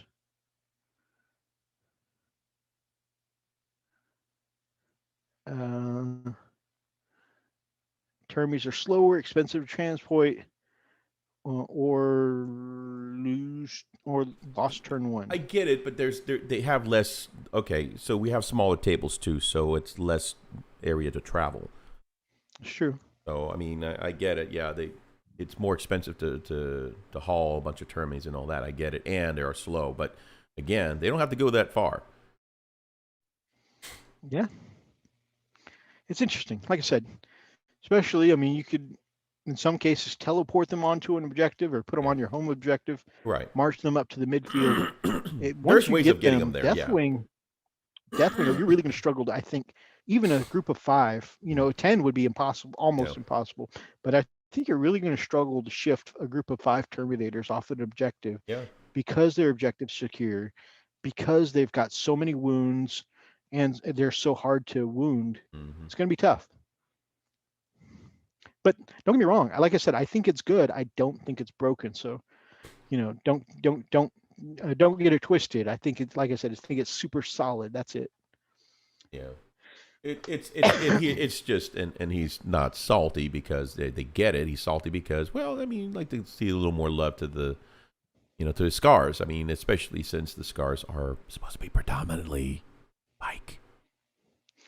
Yeah, that's what I'm salty about more than anything is that, just the sheer amount of love they're getting for their bikes. And I'm like, what the hell? We are the biker boys.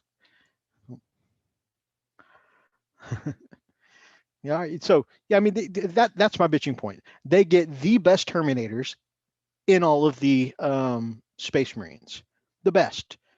I mean, permanent, free, uh, transhuman physiology. You can't beat that. That is the best Terminator rule. Okay. Plus, so they get the best Terminators, and their objective secure. Okay. Now they've also got bikes that tote plasma, get melee weapon upgrades, and are objective secure. So they've got the best Terminators. They potentially have the best bikes. And also, by the way, they're the best at plasma. Do they get to do everything? This is what I'm saying about that Mary Sue bullshit. They're the king. They're the apothecary. They know some magic. They're really good with the ladies. They learn to play a harp in their, youth, and they're this, that, and the other, and they're also super rich. And this is that Mary Sue bullshit. They get to be good at everything. Like, there are like 8 other Marine chapters out there that got to get some love. Is what? That's a lot of I'm the best for the Dark Angels. Anyways, I'm okay with them being the best at some things for sure, but I feel like the best bike should go to my White Scar boys. I'm perfectly willing to concede best Terminators to them. The Deathwing have always been such a big thing. Luckily, they don't get it all at the same time. Actually, they could take 3 different attachments. They could take attachment of green, an attachment of bone, and a detachment of raven. It would just cost them more command points. So they theoretically could get it all at the same time. They're just the best until the next codex and the FAQ. No, don't get me wrong. I don't think they're necessarily the best of the Space Marines right now. I just saying that there's no arguing with their stats on the bikes and the Terminators. Like, their bikes and Terminators are the best in the Space Marines right now. You're not going to find another of those Terminators that's going to give you the value that free transhuman physiology are.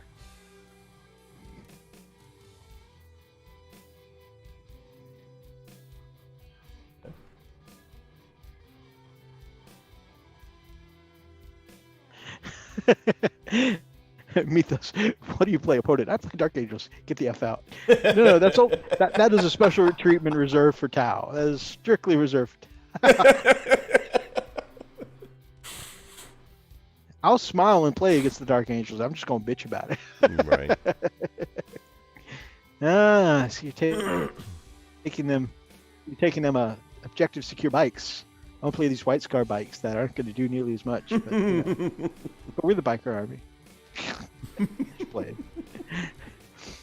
I'm just joking.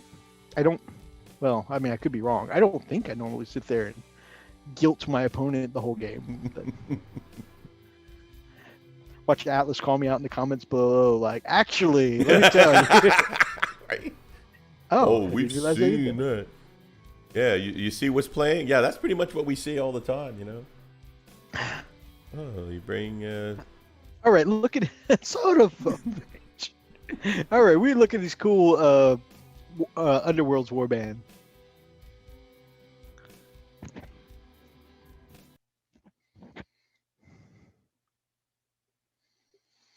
They can't have the Warlord in all 3. Okay, so I might have to go look back at those rules again, because I think having the Warlord just refunds your points, but I think you can still get the objective secure in all 3.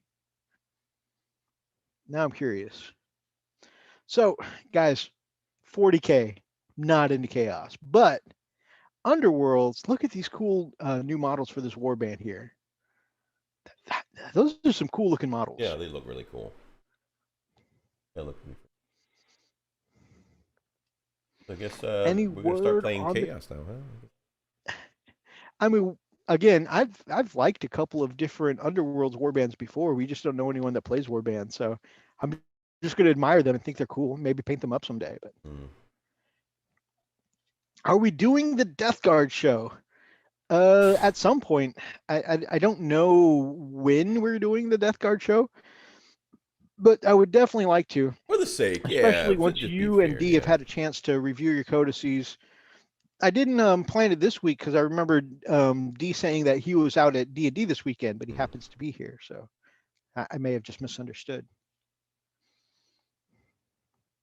Let's be fair. I probably misunderstood. It's me. Death Guard are wonderful. Okay, I'm ready to go in, Coach. Just give me a chance. Absolutely. Actually, Brother Ian, as awesome as we've seen you on live streams before, we are just thrilled to be able to get you on the show at Oh, some what's point. going to happen? Oh no, D's D&D people were sick. I hope that What? hopefully it's nothing serious and they're okay. Hopefully it's just a minor cold. Could be worse. It could be the clap. To be fair, I don't think I would tell anyone if it was the clap. I think I'd just say That's I'm not well. I'm sick. right.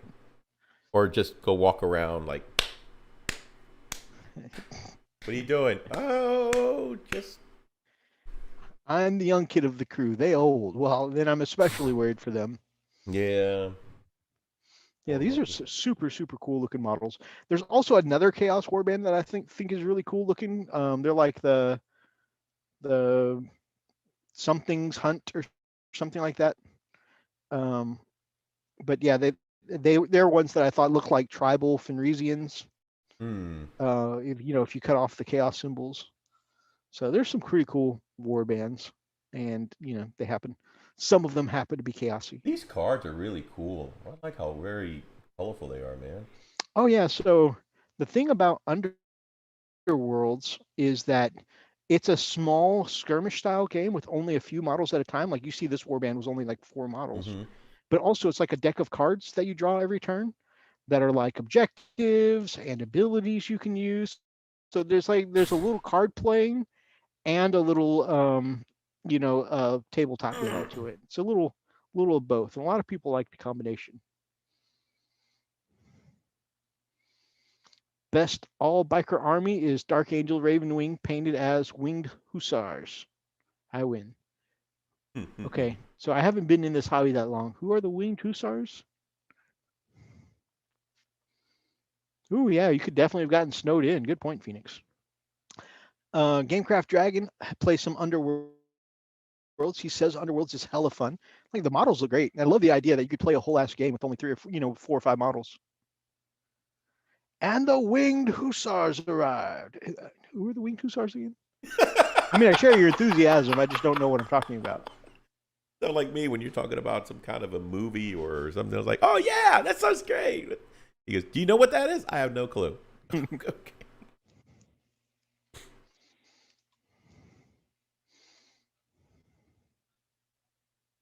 Oh my gosh. Oh, it's a song.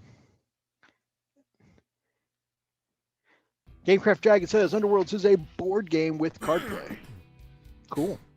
So yeah, this is a cool new warband. I would love to get my hands on and paint these sometime. Like my painting queue is not backed up to 5 million. But yeah, it's cool stuff. Cool stuff. So, guys, that is the Dark Angels news for the night. Now, of course, there was just a little bit of saltiness here, or as Phoenix said, she wasn't just feeling saltiness; she was kind of getting the impression of a whole ass spice rack. But there's a little bit of saltiness in there, guys. But let's move on to some positive stuff. We got some art of the week and some brilliant artists to look at this week. Can't wait, man.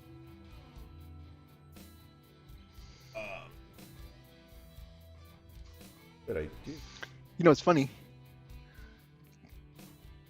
We may have to start this rotation we've been doing about doing the news segments at the beginning and then rotating an art of the week. It works, man. Because when people refer our show to other people, I hear them say things like, it's a really positive show, or we check out some good-looking art and share, our enjoyment of things with the community. I'm not sure if we start them off with, the news and the salty bits, if we're necessarily conveying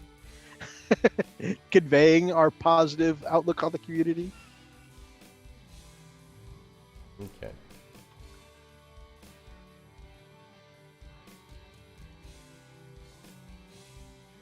Winged Hussars were a bunch of Polish soldiers that were renowned and died bad, got ran over with tanks. Yeah, that too, but they look glorious when it happened, though.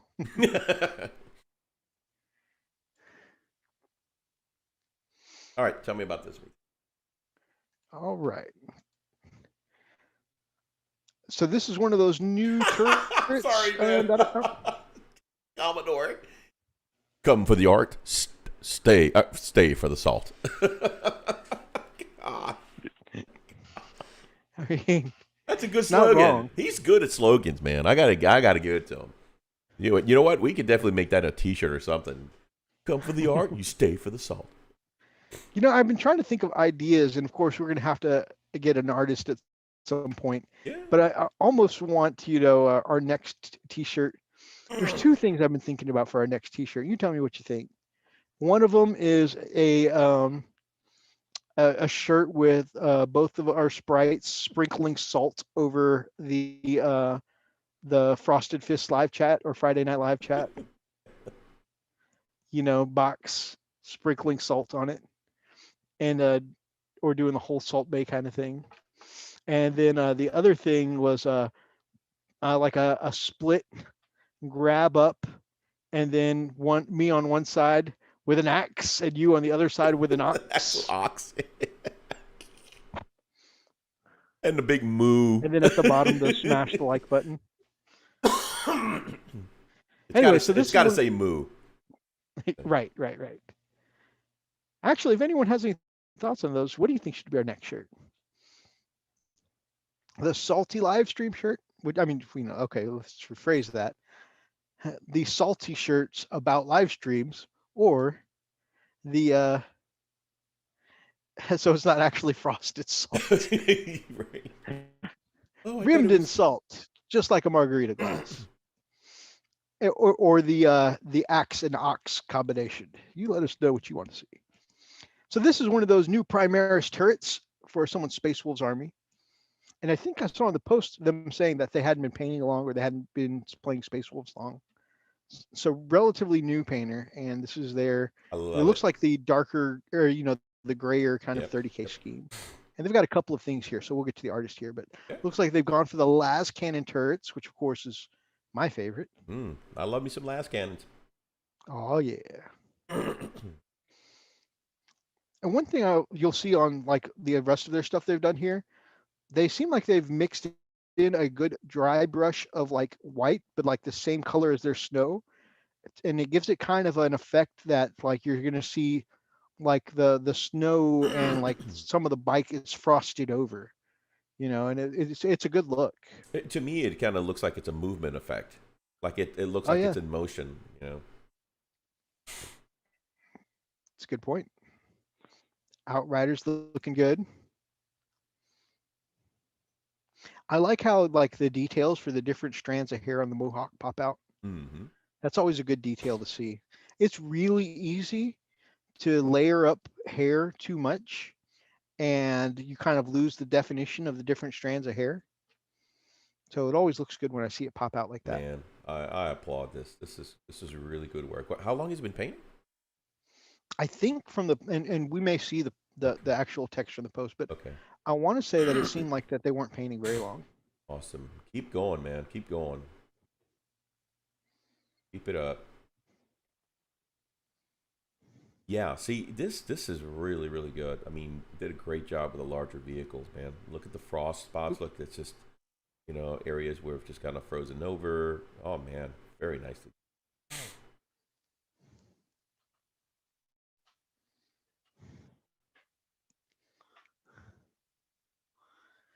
The tank looks really good. And again, I love that they included some of the basing snow on there and that extra heavy dry brush to look like it's frosting over. Yep.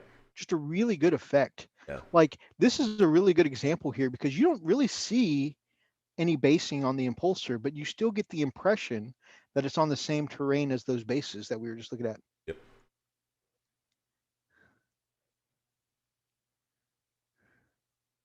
It just looks very cold.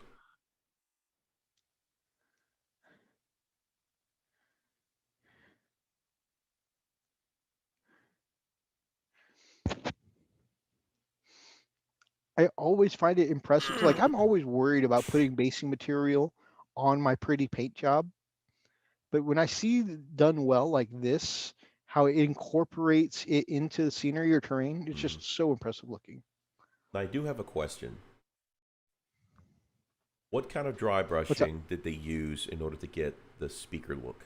That just looks fantastic. I mean, that No, I looks, think that's straight up airbrush, bro. that does look like airbrushing. Looks so It realistic. looks real, yeah. I mean, even the book, dude. How do they? Oh my god. I'm gonna burn my brushes for sure. I am worried about opening this audio file from Kami Oh lord, while we're on the air. do it. Oh, actually, I can't even if I wanted to because I don't have my headset with me. Who do you send it to? Us? You? Yeah, he sent it to us.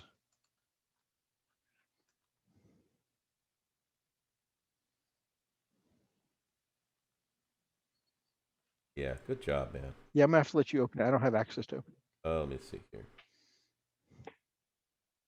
Okay.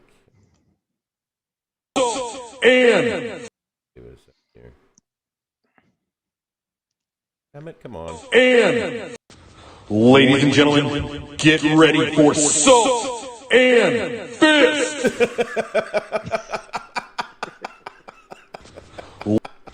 Ladies and gentlemen, God. That's going to be our new intro. Salt and Fist. Instead of Frost and Fist, you know, it'll be Salt and Fist. God. Perfect.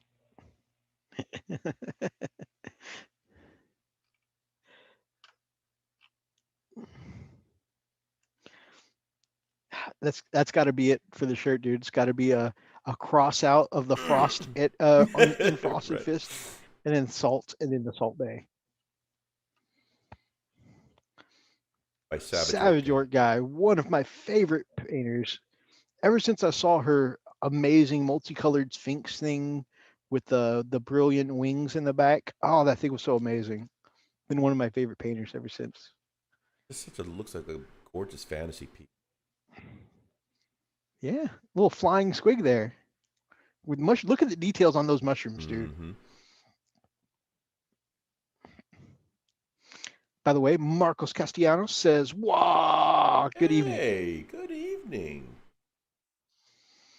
Good morning. Everything Savage Orc guy does is just absolutely phenomenal.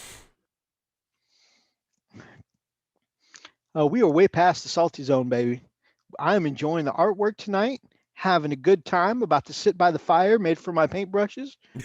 We in the relax mode now. Oh yeah, this is chill mode. I think, yeah, like I said, I do like this format, Mythos, because like I said, we can kind of come down off the salt.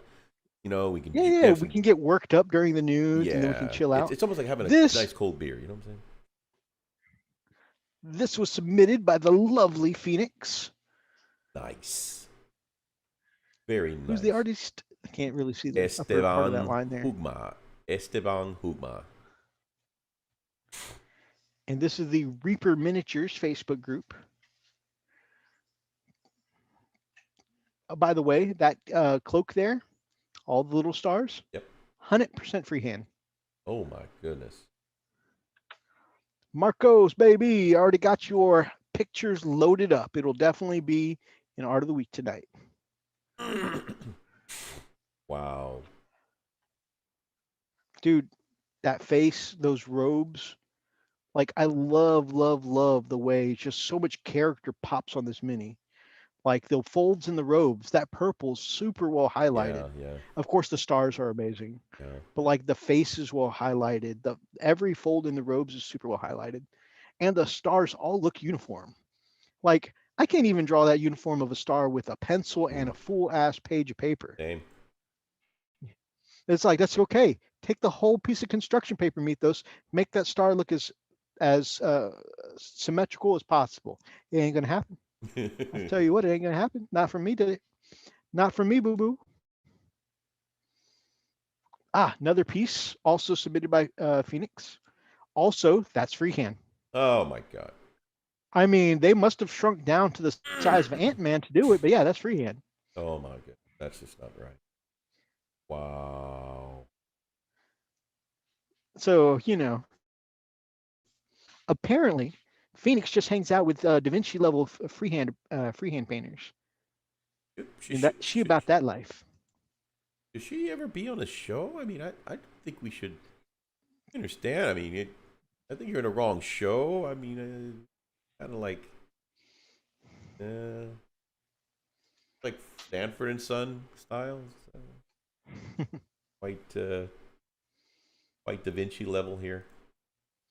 Oh my goodness, that's just gorgeous. Yeah, that By fur Lana looks Tesla. gorgeous. Lana Tesla. That skin tone came out perfectly. Someone tell Lana Tesla to congratulations on That being staff awesome. looks amazing.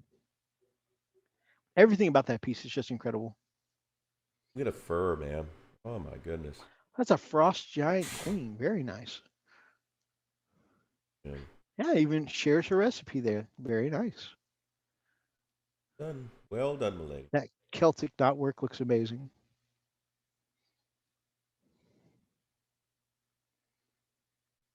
So one of the things that I've seen people doing is they'll buy Reaper miniatures like this because you can get them on the cheap, and then they'll flip them with amazing paint jobs like this. And I'm not saying that's what this person did, but I've seen them flip them with amazing paint jobs, and then they'll sell them on eBay or something to people's D&D games, and people pay sometimes like $80 a model or more.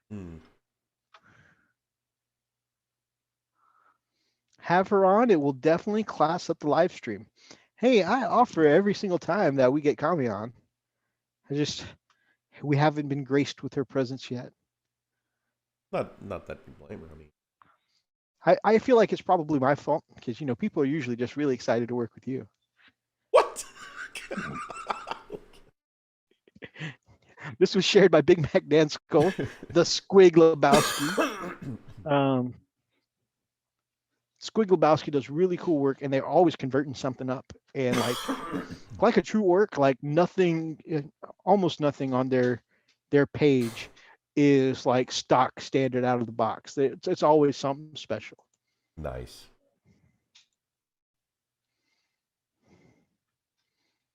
Oh, that is so cool. Archer, what you sent in the private chat looks really good, brother. I'm going to mute and see this though. And ka-chow. Okay. This is another one. Look. Okay. I had to max it. The blade on that big two-handed axe, the hairs on the beard, the Scottish plaid. So much cool stuff here.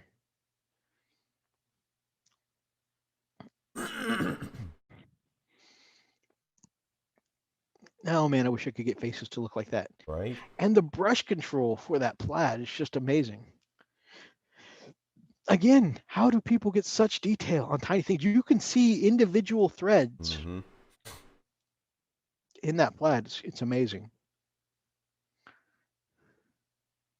I look at this and I envision Wizard McCoy with the staff cool. With the wizard staff, and just look at him like that in his old days. I can see that. I look at this stuff and I'm like straight up in Skyrim. Yeah. So neat. With better graphics, actually. That's just awesome. Really badass work. It looks like some non-metallic effect on the armor there, too. Booty.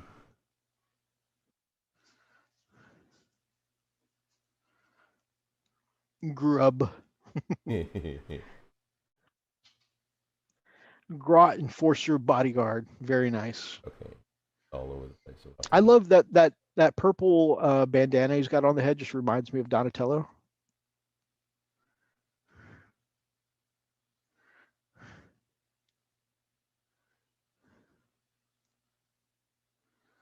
Another one by Squig Lebowski. So basically, Big Mac just referred me to his entire page because he's one of his favorites, his favorite painters, and I just wanted to check out a whole bunch of their stuff. And I just had a hard time picking which ones I wanted to look at, so I just grabbed a bunch. Yeah, that works. pretty cool Snickrot conversion. And by the way, the Squiglebowski does a lot of green stuff modeling, stuff like that. And so usually when you look on his page, you can see not only the finished products, which I grabbed a lot of here, but you can see a lot of the work in progress stuff. Very cool.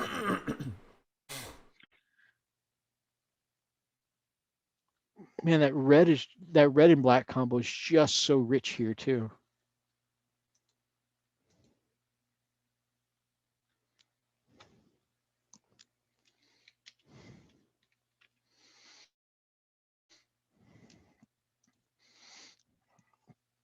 Back to more of that awesome plaid. Oh man.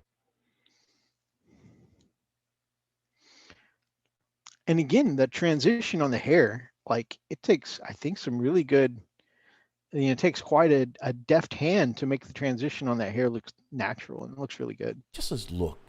Just, you know what I hear when I see this guy? I hear him yell, "Hey, did you drink my Mountain Dew? Did you drink my Dew? Did you drink my Mountain Dew? Let me smell your breath. Let me smell your breath." Gotta see that there. I was gonna say, I don't get it. It's okay. I'll have to send it to you.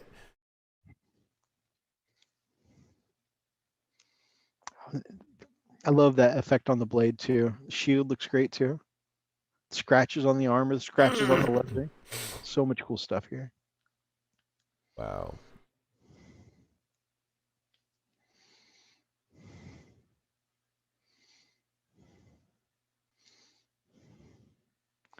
So this is an orc burner boy.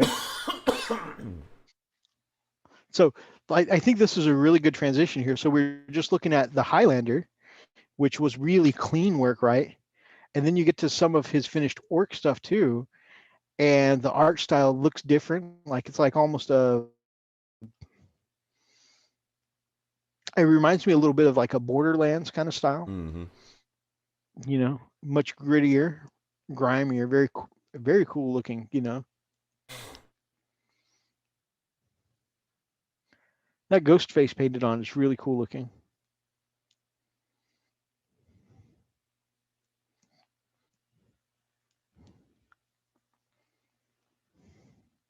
Gotta go through some of these. They're not in order. Yeah, they get shuffled when I send them sometimes.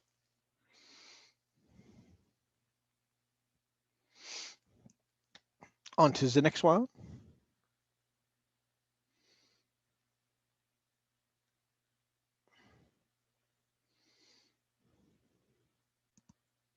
Just wanted to show some of the highlighting on the skin here. Really cool highlighting on the skin. Mm-hmm.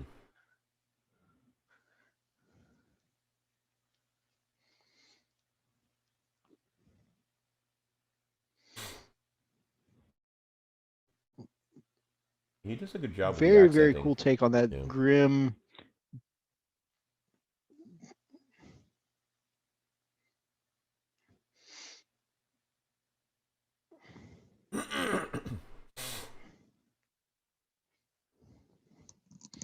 Good stuff. Good stuff.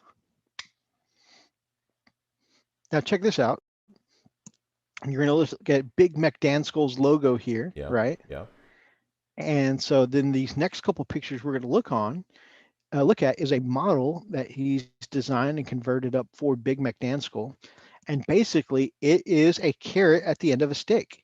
So if Big Mac Dan Skull completes his challenge, 365 minis this year, this one gets to be the final one, the 365th. And it's based to look like his logo. So you're going to see the pot belly. You're going to see the Tau drone as a belt buckle. You're going to see the claw. You know, it's all based off the look of his logo. He converted up a model for it. That's cool.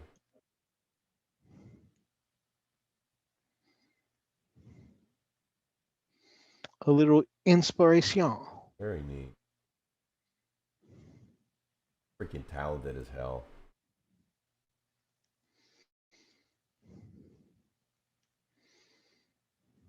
There's so many cool and talented orc players out here who could just look at something and say, I want to use these parts, and then just build something incredible. Yeah, it's just incredible that he did that. Like, honestly, this looks like the kind of like a scrap droid I might see in like Star Wars or something. Right. Love the little grot head at the top too. Such a cool conversion, or scratch build, or whatever it is.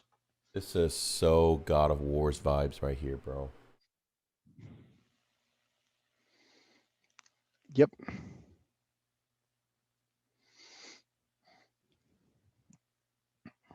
Brother Roxas, yo. What's happening? Very, very nice shading on that yellow. And then Love that. the free hand on those checker marks, and then that power sword is just awesome. Damn it, Carl.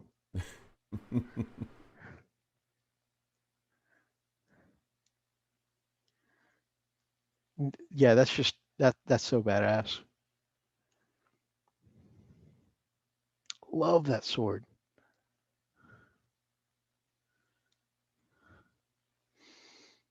That is something. A female emperor. I have not seen that.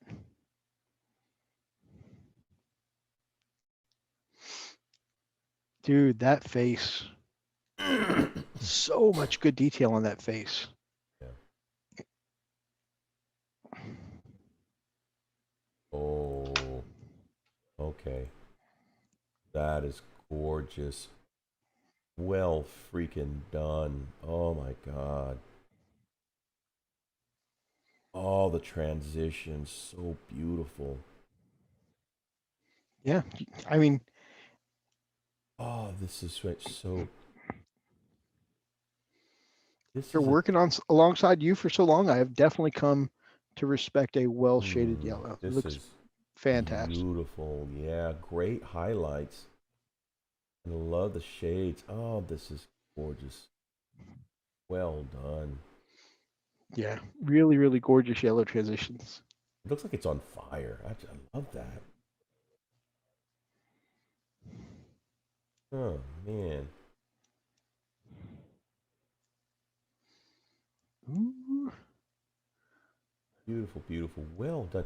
And the neat thing is that these, okay, so the highlights are subtle. They're not very pronounced. Very well done. My issue is that my highlights are just somewhat pronounced. I don't know.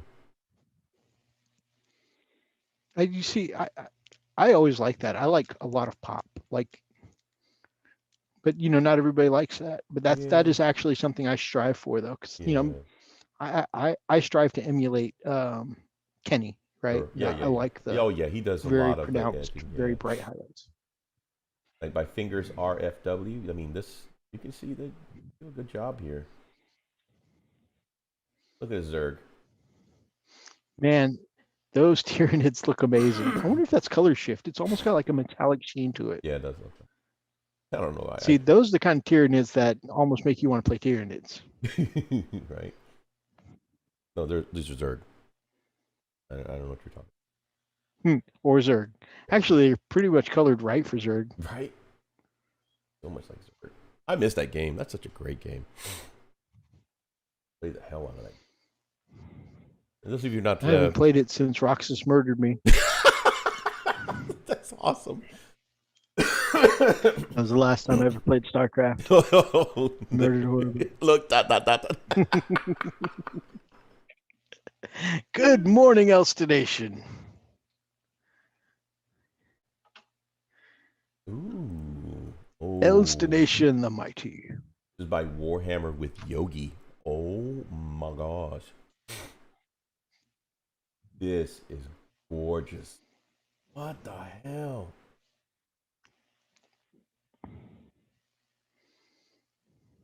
What?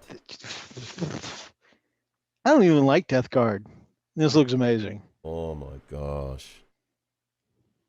Look at the colors.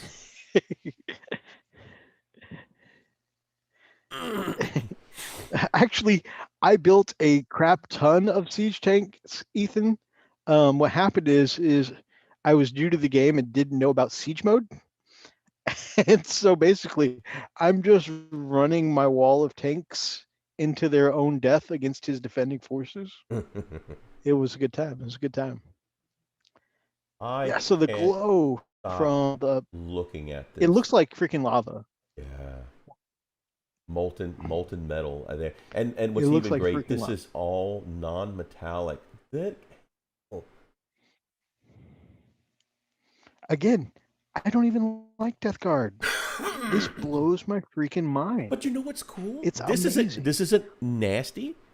This isn't like, icky. This is just really cool looking. Yeah, Even Elstonation. Elstonation says this is some cool art to wake up to. Wake up to, yeah. I can't stop staring at this. This is just ridiculous. Again, Warhammer with Yogi.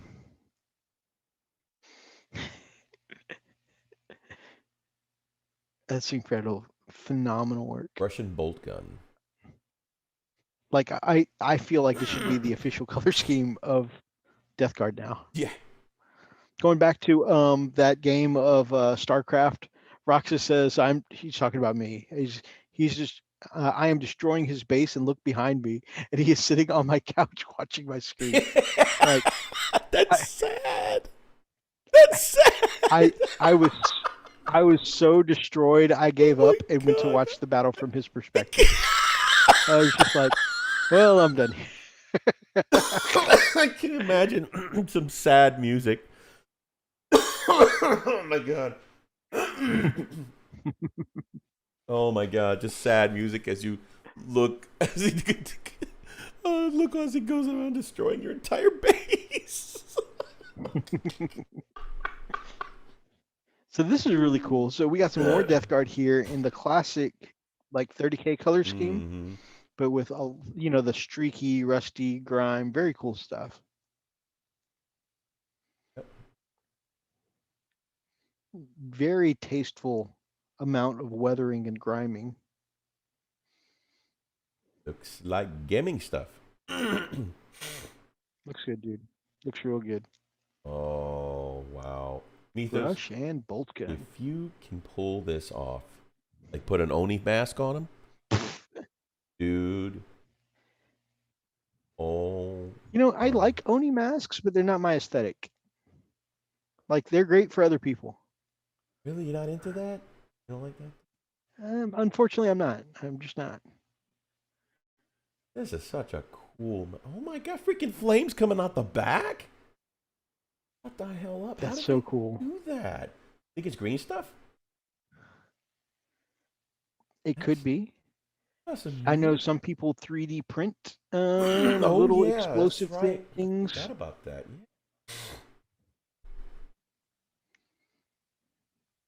Yeah. I really love that. What he's using as the Khan's lance there. Mm-hmm. I love that. Look at that. Just this whole thing looks amazing. I love the shoulder guards. I love the little, and normally I'm not a big fan of Banners. the banner, but again, I feel like it really fits It here. really does. But look at the sides. I love these little guards around the. That is just. I love it. That's a great. Yeah, piece. everything about this piece is amazing. The kanji, I don't know if that's printed or freehanded on, but stellar work on the kanji. I'm not going to lie to you and say that I can read it and be like, oh yeah, they perfectly wrote that meaning out. Like I don't read kanji, but it looks cool. Who's Gaskell? Huh? Really neat. Who's Gaskell? Yeah. That Gaskell's from Marcos Castellanos. Ah, Marcos Castellano. Very beautiful. I like it a lot. Love, love, love the rusty metal effect on those pipes. That is the first thing that popped out to me. Awesome work with the checker marks there. Very nice. Really great metal effect on the claw too. It definitely looks sufficiently sharp. Amazing work with the This the is rounds. Look at the rounds that are coming. They're just being spent. So Mythos isn't the StarCraft Asian either. I tend to find that the Asians who are good at math are also the ones that are good at StarCraft, and I am neither. I wish I was there to see that. I keep playing it in my head.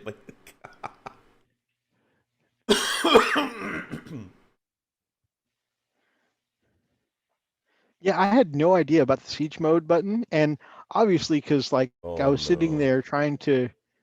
It was a fun land after StarCraft.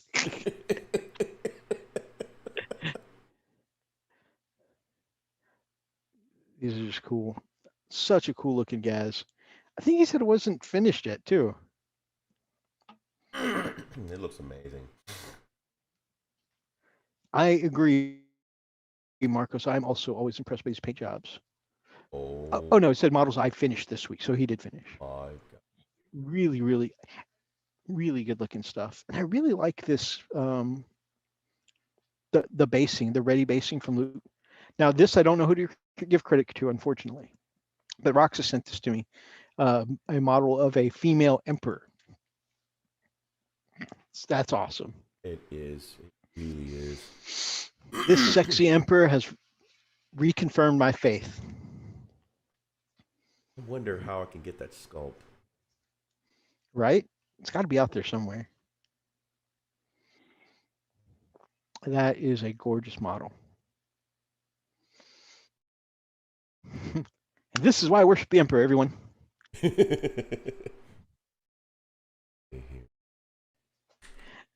So, who did you swear your loyalty to?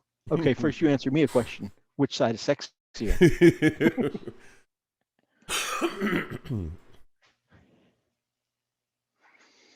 Man. Yeah, I wonder where that's. I wonder who's got that sculpt. That is just an incredible. It's got to be out there somewhere. Oh my gosh. Well, may have to do some Google foo for female emperor. I'm already doing it. I don't know what you're doing. Brother Roxas, if you can hook us up. Oh, he knows the Reddit. Really? There you go, freak. Oh my god.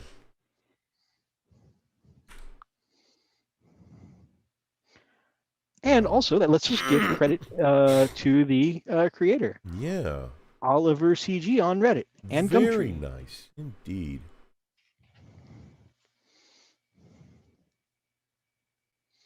And it's 3D printed, baby. Right? I wonder if the file's available. I really, really want that. Dude, could you imagine putting some sexy wings on that and using that as a Celestine too? Dude. That'd be a beautiful Celestine. But look how, okay, first of all, her face is aesthetically beautiful. It's very, everything. And it's not lewd. It's just very proportioned. I like this. Me too. Me too. Wow. I'm very, very impressed. This is very, very nice. Dude, I'm impressed. I'd definitely paint one up. Oh, I would do it in a heartbeat.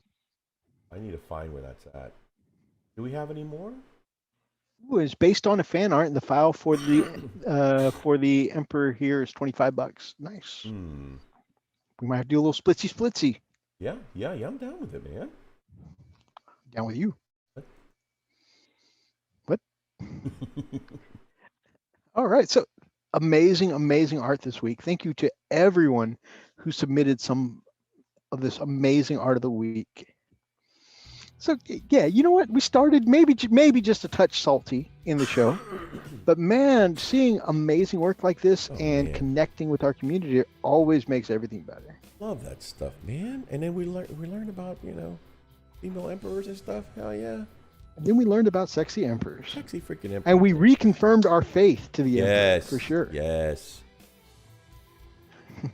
Man. Just crazy gorgeous, man. Yeah, here I am still looking for it. Like, where can I find you? All right, so Sexy Emperor side, what are your closing thoughts tonight, my brother? We actually are wrapping up on time tonight. We had a lot of material. We really did, and you know what? We didn't get that. We didn't really stray off topic tonight. No, we actually did really well. I think most of all, we stayed on topic with the, with the salt material. And the cool thing is we actually got to the news. And that's probably the most important part, and I like this format. I like that we can kind of knock out the news, within the first 30 minutes of our segment, just kind of go through it. We took our time. We didn't rush it, we, said our piece, got to hear everybody else's thoughts on it. And then just got to really enjoy some laid back, art of the week. So very, very good. So yeah, lots of good chat tonight. Yeah, definitely, man. We need to maybe we need to start incorporating some of our other bits as well, such as the 100% true Elstonation facts, little things like that. 100% true Elstonation facts. So this one is not a comical fact, but one fact I found out. Elstonation gets a lot of shit for his height, and I found out this week I'm shorter than Elstonation. What? Yep. 5'5", he's 5'6". Oh wow. And technically I'm like just under 5'5". I'm like 5'4" and 3/4 or something. I don't quite hit that line. I just round up. I'm 5'5". Yeah, so yeah, as much crap as he gets, I'm actually smaller than Elstonation.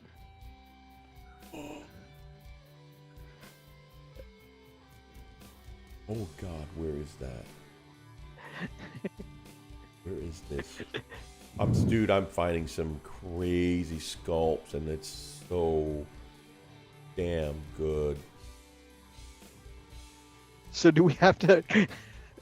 So do we have to give Mythos crap on his height now? I mean, wow. Depends on how much you want to live. I mean, yeah, right. I mean, come on. He is Asian. Just saying. Okay, I'm gonna send this to you, Mythos. You're gonna check this. This is. I still like the one that Rox has sent because it just looks. This here. Okay, let me do this here. Also, check your messenger when you get a chance. Oh. All right, but let's do all that offline. Sure. Kept these good people here while we search for files. Sure. Amazing stuff. Thank you, by the way, those that sent stuff. Oh, absolutely. Be careful; he will punch up on you. Hey, I am still Asian, okay? Very, very nice. I like it. Cool. All right, I'll have to go for it. All right. And did I ask you for closing thoughts? Did you give closing thoughts? I did. I don't know. I did. Yeah, I did. I'm about to switch over my music to start. All right, guys. So my closing thoughts for the night is, honestly, I bitched a lot. There was a touch assault, and I'm actually not that angry about the Dark Angel stuff. I do get worked up because I'm like, why do they get to be? It's like the classic jealousy when you've got that one friend that's really good at everything, Cloud. They're just like, oh man, why is he so good at everything? It's like, why does this? I'm supposed to be the biker guy. Why does Dark Angels get to be the biker guys? It's that it's just that feeling like, oh man, you can do all the things. And you know what? I'm sure White Scars are definitely still pretty good. I'm not crapping on my White Scars. It's just some of those things that the Dark Angels get to do as bikers are things I want to do. So anyways, it's just a little bit of jealousy, just a little sprinkle of salt. But I mean, overall, I'm not bitching because I love the hobby any less. I love this game any less. We just a smidgen of jealousy once in a while. Just a smidgen. All right, guys. Appreciate you guys hanging out with us tonight. We are doing. Did the Winged Hussars arrive? Did they? Yeah. Oh, that one is really cool too, Freak. Right? That looks like a female Fulgrim. Oh yeah, that's a female Fulgrim. That's cool. Mm-hmm. All right. So, anyways, Winged Hussars. Did they arrive where? Where did you send them? You send them via Instagrams, Facebooks.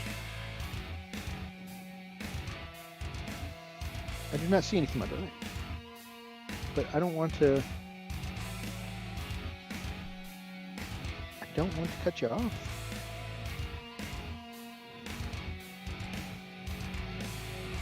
Got one new mention and one new comment.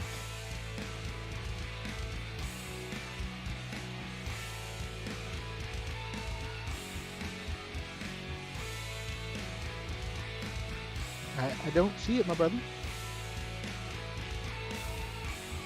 I would just like to say I called it Dark Angel's Best Bike Army.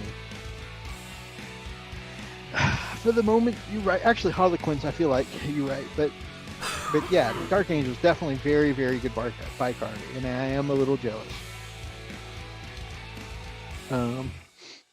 So, you know, maybe in the future, you know. Not that I'd want a metagame, but maybe we might have to do a little Dark Knight bikers and White Scar bikers into an all biker force. Anyways, guys, really appreciate hanging out with you guys. It was awesome. We will be doing, you know, a couple of our friends and Patreons. We're gonna get together, do a little hobby and chat here right after the show. I'm gonna start tossing out links. If any of you are interested in joining us, getting your hobby on, hit me up, send me a message, and we will make sure to get you in on this hobby. We're not gonna hobby too late tonight. All right. Well, we're not going to show the music video on the channel, but I'll definitely check it out afterwards because we don't want to be taken down. But yeah, so if anybody wants to hobby with us for another hour or so, I'm not going to stay up too late because I got to make a long drive in the morning. But we will definitely be getting some hobby in. Hit me up if you want to hobby with us, and we'll start tossing out some invites. Guys, we appreciate you joining us tonight. It was a blast tonight. If you'd like tonight's episode, please make sure that you grab up an ox and smash that like button in the name of the Emperor. Drop some comments down below, especially if you're watching from the archives, and feel free to be part of any of these ridiculous conversations tonight. And of course, if you guys are not yet part of the pack, if you're not yet subscribed to this channel or any of the channels below as part of our chilling network, then we would love to have you as part of the pack here on Frosting and Fist. So until next time, guys, stay frosty. Stay frosty.